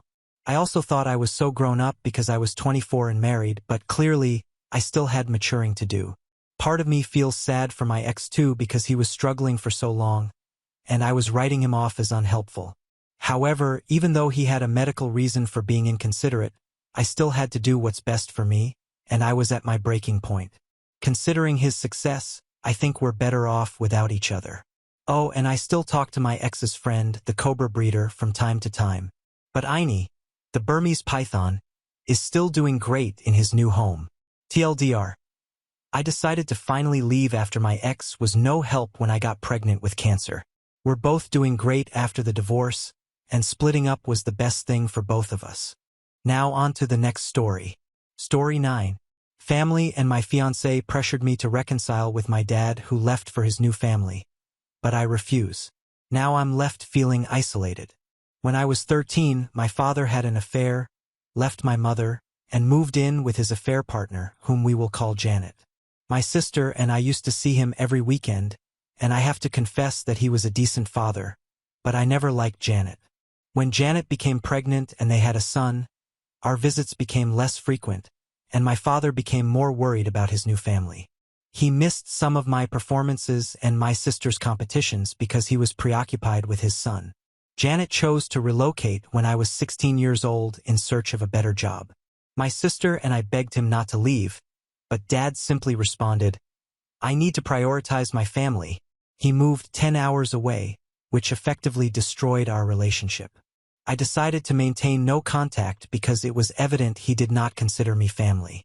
My younger sister remained in contact with him. He would try to call and invite me to visit my sister, but I refused. When he returned to see my sister, I refused to talk to him when he arrived at the house. I did not invite him to my high school or college graduation. I'm now 33 and have had no touch with him. He has tried to contact me several times over the years, and his family has reached out on his behalf. I've avoided family gatherings in case he attends, such as my sister's wedding and baby showers. My father and his family returned to our hometown 3 months ago, and he has been tireless in his efforts to reconcile. My half-brother and sister have both expressed interest in a relationship with him, stating that he is an excellent father. My father found out I'm getting married and has been attempting to contact me, even speaking with my fiancé. Janet messaged me stating I had continually broken my father's heart, that I am sad, and that I should get therapy. I reacted, calling her an exploitative, and then blocked her. Everyone seems to be urging me to accept him back into my life. I'm weary of being harassed and unintentionally running into my father and his family in town. Whenever I see them, I simply walk away and refuse to speak. People keep telling me he's a decent father who did his best to stay in touch, but I pushed him away. The pressure is immense. My mother, sister, grandparents, aunts, uncles, and even some friends all insist that I reconcile. Even my fiancé has begun to question my decision to exclude him. Update 1. I recently chatted with my fiancé, and regrettably, things didn't go well. I've had enough and want to run away. My fiancé, whom I will refer to as Larry, is aware of my background with my father and Janet. I stated that his siding with my father and pressing me was harming me and that as my fiancé, he should be supporting me. Larry informed me that he cannot support me in doing anything that he believes is bad. He said he spoke with my father, heard all sides of the story, and believes we can resolve things if we sit down and chat. I told Larry I didn't want to communicate with my father and asked why he was talking to him. Larry revealed that his father, who is acquainted with my father, pushed him to contact him. He then informed me that my father adores me and has always wanted to be a part of my life. He even has images of me, which I believe he obtained from family because my social media is private. Larry stated that my father is heartbroken over our estrangement and that I was unfair in asking him to move away when I was young. He also claimed that I started off on the wrong foot with Janet and that I was not to blame for the relationship's failure. Finally, he informed me that everyone can see the truth except me and that I should look in the mirror since I am the problem. Needless to say, I burst out crying and asked him why he was doing this to me and not supporting me. Larry claims to love me, but he won't stand by and let me be a cruel exploitative. After he said this, I stood up, told him that he shouldn't marry a cruel exploitative, and left. I am currently sitting in my car, and my phone is blowing up with Larry attempting to call me, but I do not want to speak with him. I feel as if I'm losing everything and everyone, and I have no idea what's happening. Update 2. I know many of you are encouraging me to break off all contact with my family and leave town, but it is not an option for me financially. I wouldn't be able to start my business somewhere because I've invested all of my money in it and have only recently generated a consistent revenue. Relocating is not viable. I adore my friends and family and don't want to cut them off. I grew up in this town and I'm not ready to leave. I did not intend to write another report so quickly, but a lot has transpired today. First, I agreed to meet with my father to discuss and persuade him to back off and leave me alone. I requested my mother to arrange it for him and no one else. I wasn't sure he'd agree, but within 15 minutes of her calling, he was at the door. I requested my mother to stay and mediate. To paraphrase the talk, my father is in therapy and invites me to join him for family sessions. He wants me to spend one-on-one time with him, to stop being harsh and mean to his children, and to believe in them.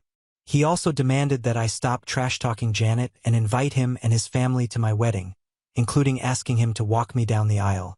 I, on the other hand, want him to quit talking to my friends and asking others to speak for him. I want him to keep Janet away from me totally, and I agreed to be courteous at events in and around town as long as he does not try to hug or chat to me. My mother reminded him that he was being unrealistic about some of his desires, particularly those involving Janet and his other children. For the time being, we've agreed that I'll attend 3 therapy sessions with him as he schedules them. My mother also believes I require individual therapy. He will cease interfering with my life and relationships, keep Janet away from me, and ask his children to give me room. I will be courteous with him in public as long as he respects my personal space and does not approach or press me. I still haven't spoken to my fiancé. He arrived at my mother's house, but she refused to let him inside. He keeps blowing up my phone, as do his family and friends, and telling me to listen to him. During my meeting with my father, I discovered that he had paid for the majority of the vendors and services for my impending wedding, and they have been on speaking terms for far longer than I had anticipated. Larry had told me that his family paid for these items, and I believed him. I feel betrayed by him, and I no longer trust him. I know I'll have to talk to him someday, but I don't feel ready yet. Update 3. First and foremost, the contract with my father is off the table. He couldn't even go a week without crossing my limits.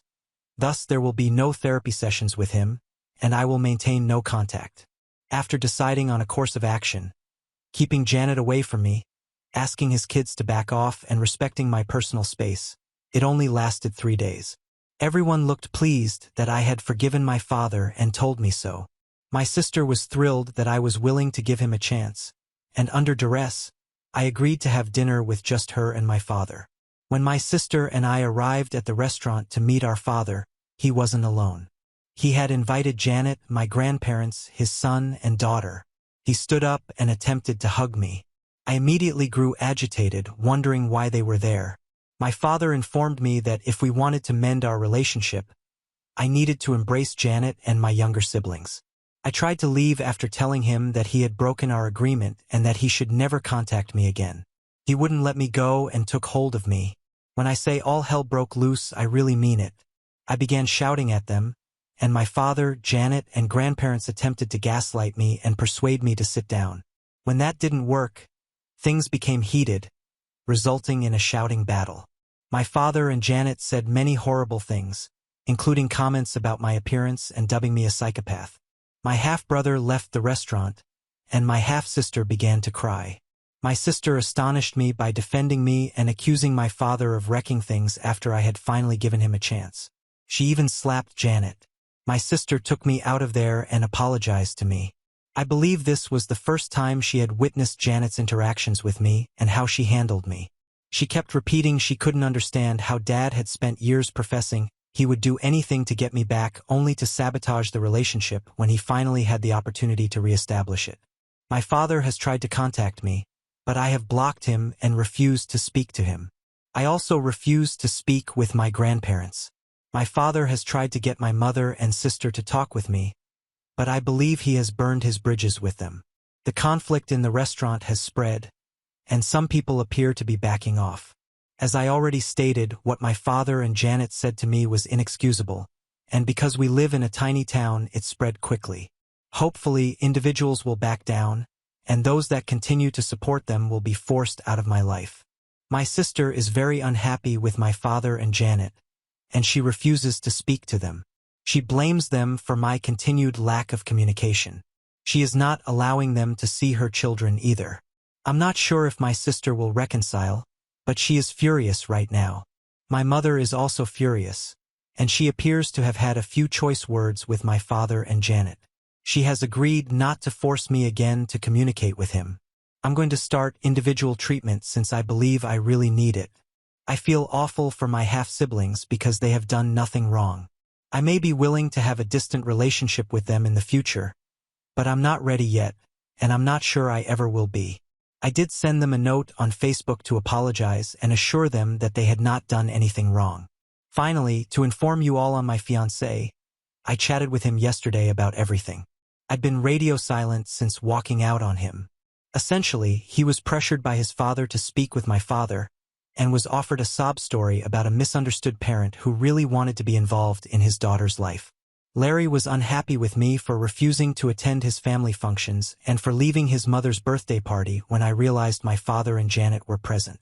He was under pressure from his family to not disrupt their activities, and all he wanted was for everyone to be happy and get along, clearly at my price.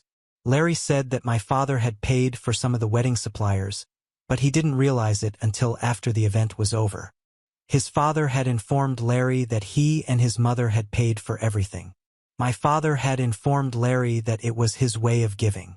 Larry also revealed that my father had instructed him to speak to me on his behalf. I informed Larry that he had abused my confidence, and I couldn't imagine marrying someone who didn't support me. He came down in tears and apologized to me, promising never to do it again. Larry was upset and asked for another opportunity. To all of you who expected me to end our relationship, I apologize for disappointing you, but we will try to work things out. Aside from this incident, he has been the ideal partner, and I sincerely believe he was duped by his family and my father. Larry has sworn to stand up to his family and have no contact with my father. I'm still living with my mother because I need space, which I won't have if I move back home. We will contact our wedding vendors next week to discuss our alternatives. Larry begs for a postponement rather than canceling the wedding completely. We may still break up because actions speak louder than words, and I want to see if he can rebuild what we had and demonstrate that I can trust and rely on him. My father has been attempting to reach me, but I've blocked him. Larry has sworn to stand up to his family and have no contact with my father. There's no point in changing my phone number because I've done it before, and my father always gets to acquire it again. Larry is open to the possibility of ending their relationship. I'm giving him an opportunity to show me that he means what he says. I always felt I had a good relationship with Larry's family, but I was definitely mistaken. I'm not asking him to have no contact with them, that is up to him, but I will absolutely separate myself from them. Any additional occurrences will result in no contact. If we are still together and have children, I will not trust his family with them. Update 4. I've canceled the wedding. I was able to receive some returns, but I lost some money. Larry begged me not to cancel the wedding, but I couldn't marry him after what he'd done. I was determined to give him another chance, and he promised me he would maintain low contact and stand up to his parents, issuing an ultimatum that we would not allow any communication with my father and Janet. He agreed that we would not attend any gathering or party to which they were invited, and that we would not allow any attempts to force contact with my father. Larry met with his family to explain the situation, but when he returned from the discussion, he was agitated and appeared to have changed his mind. He tried to persuade me that his family only meant good and that he couldn't avoid touch with them because he loves them.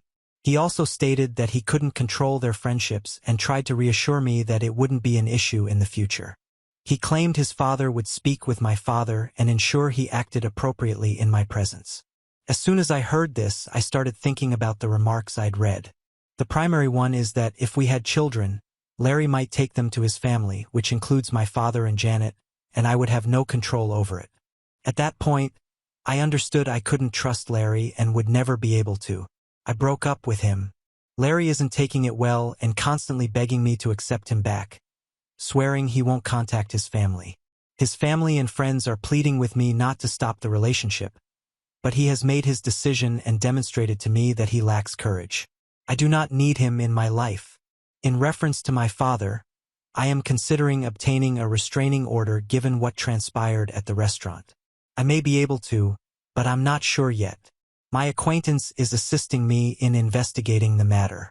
My father has kept a low profile since last week, with the exception of a few attempts to apologize, and I haven't heard anything from him. My sister still refuses to speak with my father or Janet.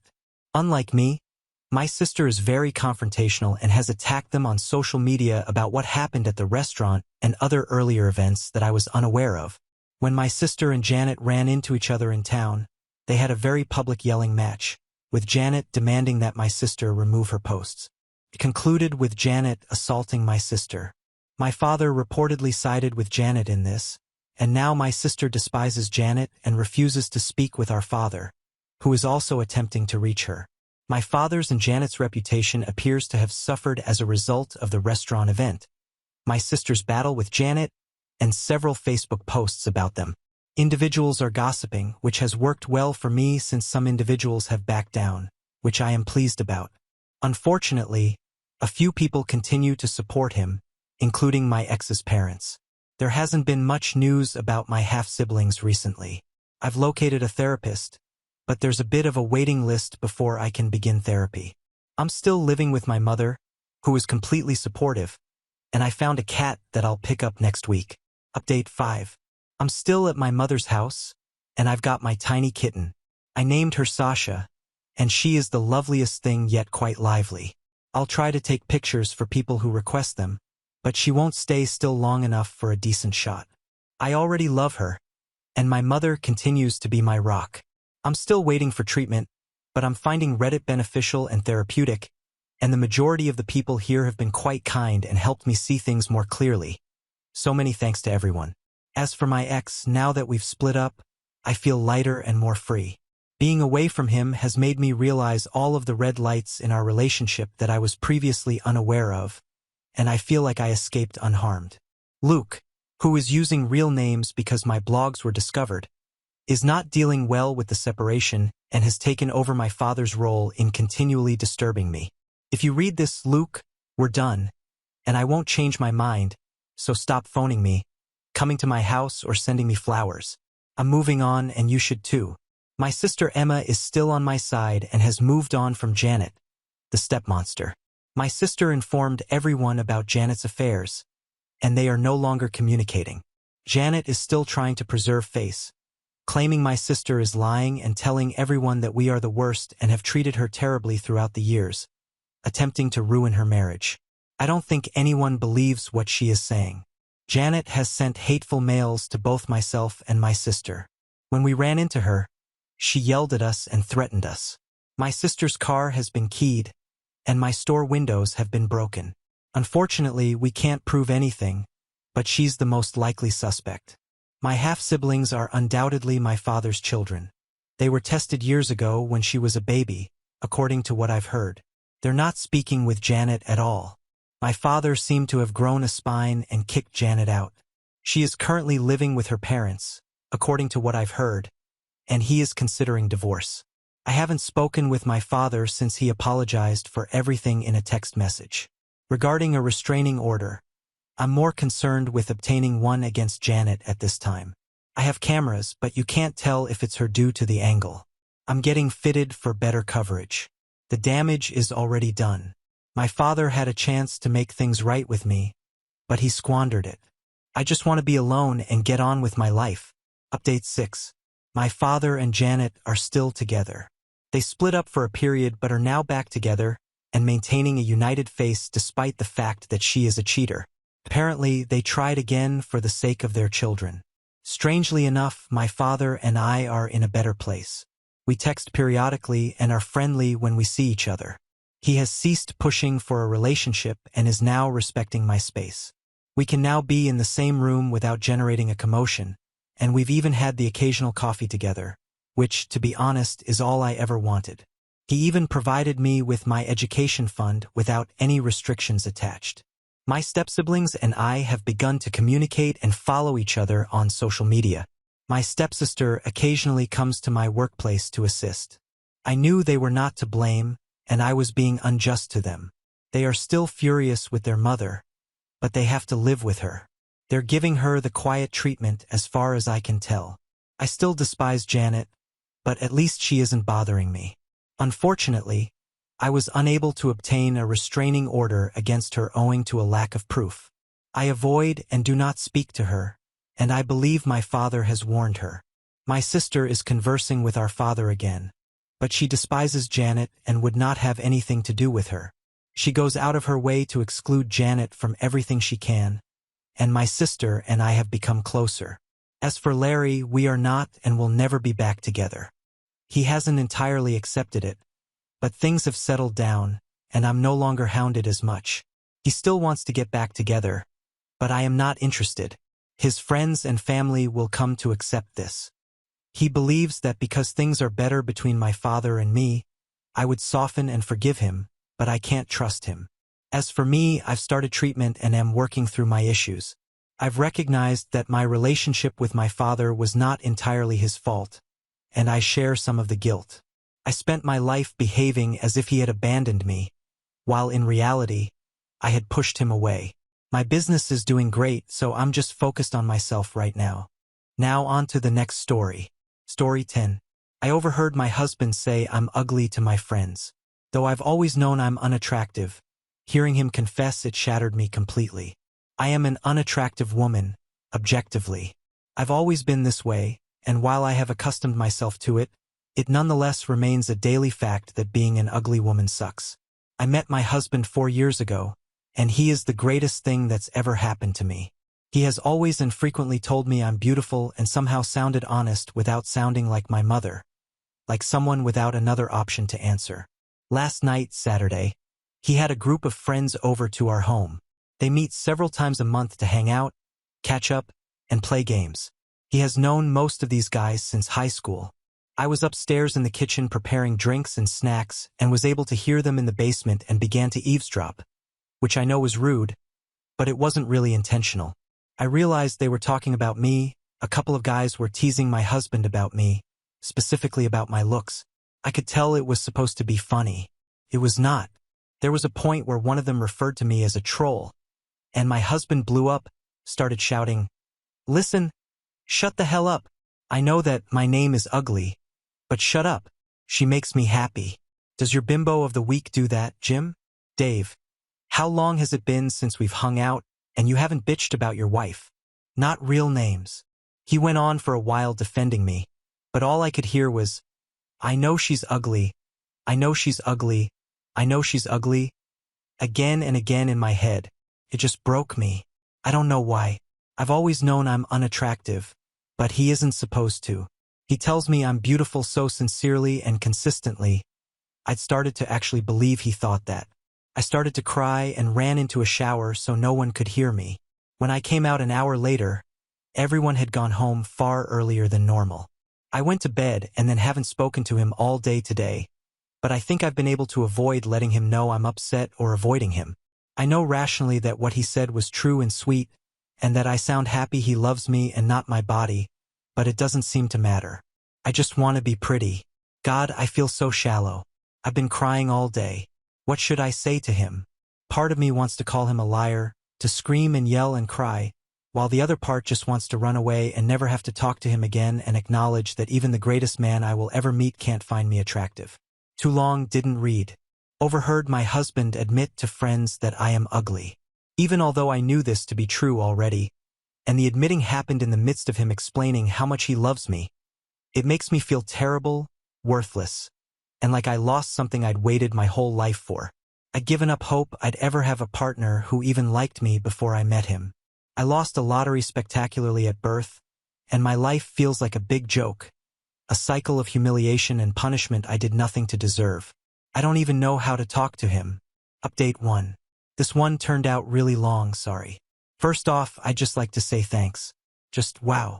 Over the last 2 days, I've had literally hundreds of messages and PMs. You guys rock, seriously.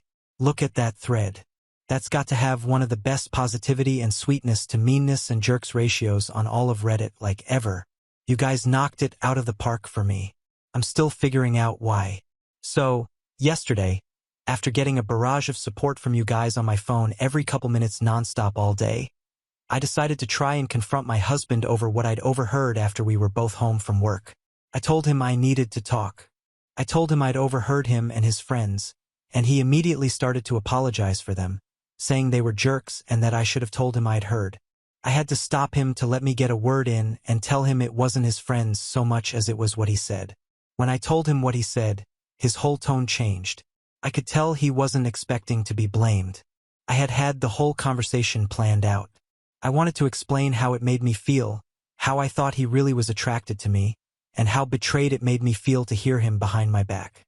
But I just started to cry and couldn't really communicate what I wanted to say very well. He was awesome though and just held me and then, after a minute, started to speak like he was reading right out of the nicest comments in the original thread, telling me he was just angry and didn't speak very well, that he really does find me attractive even if the world doesn't and his friends don't. I calmed down pretty quick. I'd basically cried myself out the day before. He took me to his computer and showed me an email he sent to all of his friends on Sunday. I wish I could copy-paste it now, but he basically called all his friends out, said they'd crossed the line from good-natured trash talk to just being an a-hole, and then continued going far beyond. He said that, for time indefinite, they'd have to find another host. We no longer welcome in my name's home. I thought that would make it sound like I was ordering him around being an a-hole, but he said he just wanted to emphasize how wrong what they were doing was. Seeing him stand up for me again made me happy, especially seeing him do it without talking bad about me, helping me believe it really was just a heat-of-the-moment bad word choice. He told me to wait in the room and left, coming back with a folder. He said he was going to give me this for Christmas, but that he'd get me something else. I tried to say no, but he insisted. It was plane tickets and brochures. He set up a trip in early January to the spa hotel resort thing in British Columbia. It was pretty mind-blowing, but I realized that it had to be several $1,000s he'd spent. We budget pretty thoroughly. He shouldn't have been able to spend that without me noticing. I asked where he got the money, and he said he'd been planning this for more than a year and saving all the money assigned to his weekly spending money and collecting where I wouldn't notice, change from groceries, etc. When I say that sometimes I'm not sure I deserve him, understand that I'm not having a crisis I need help dealing with. He's just really awesome. He's taking me out for dinner, so I have to go. But I'll be on again tonight. Too long didn't read. Everything is okay. My husband is an amazing, amazing person. I still wish I was prettier, but understand how lucky I am, how happy I should be, and how prettiness and happiness are not synonyms. Thank you, Reddit, for all the support. I owe you guys. We have reached the end. If you enjoyed this video, please be sure to like and subscribe to the channel for more videos like this, and give us your thoughts about the stories in the comments section. Thank you and see you in the next video.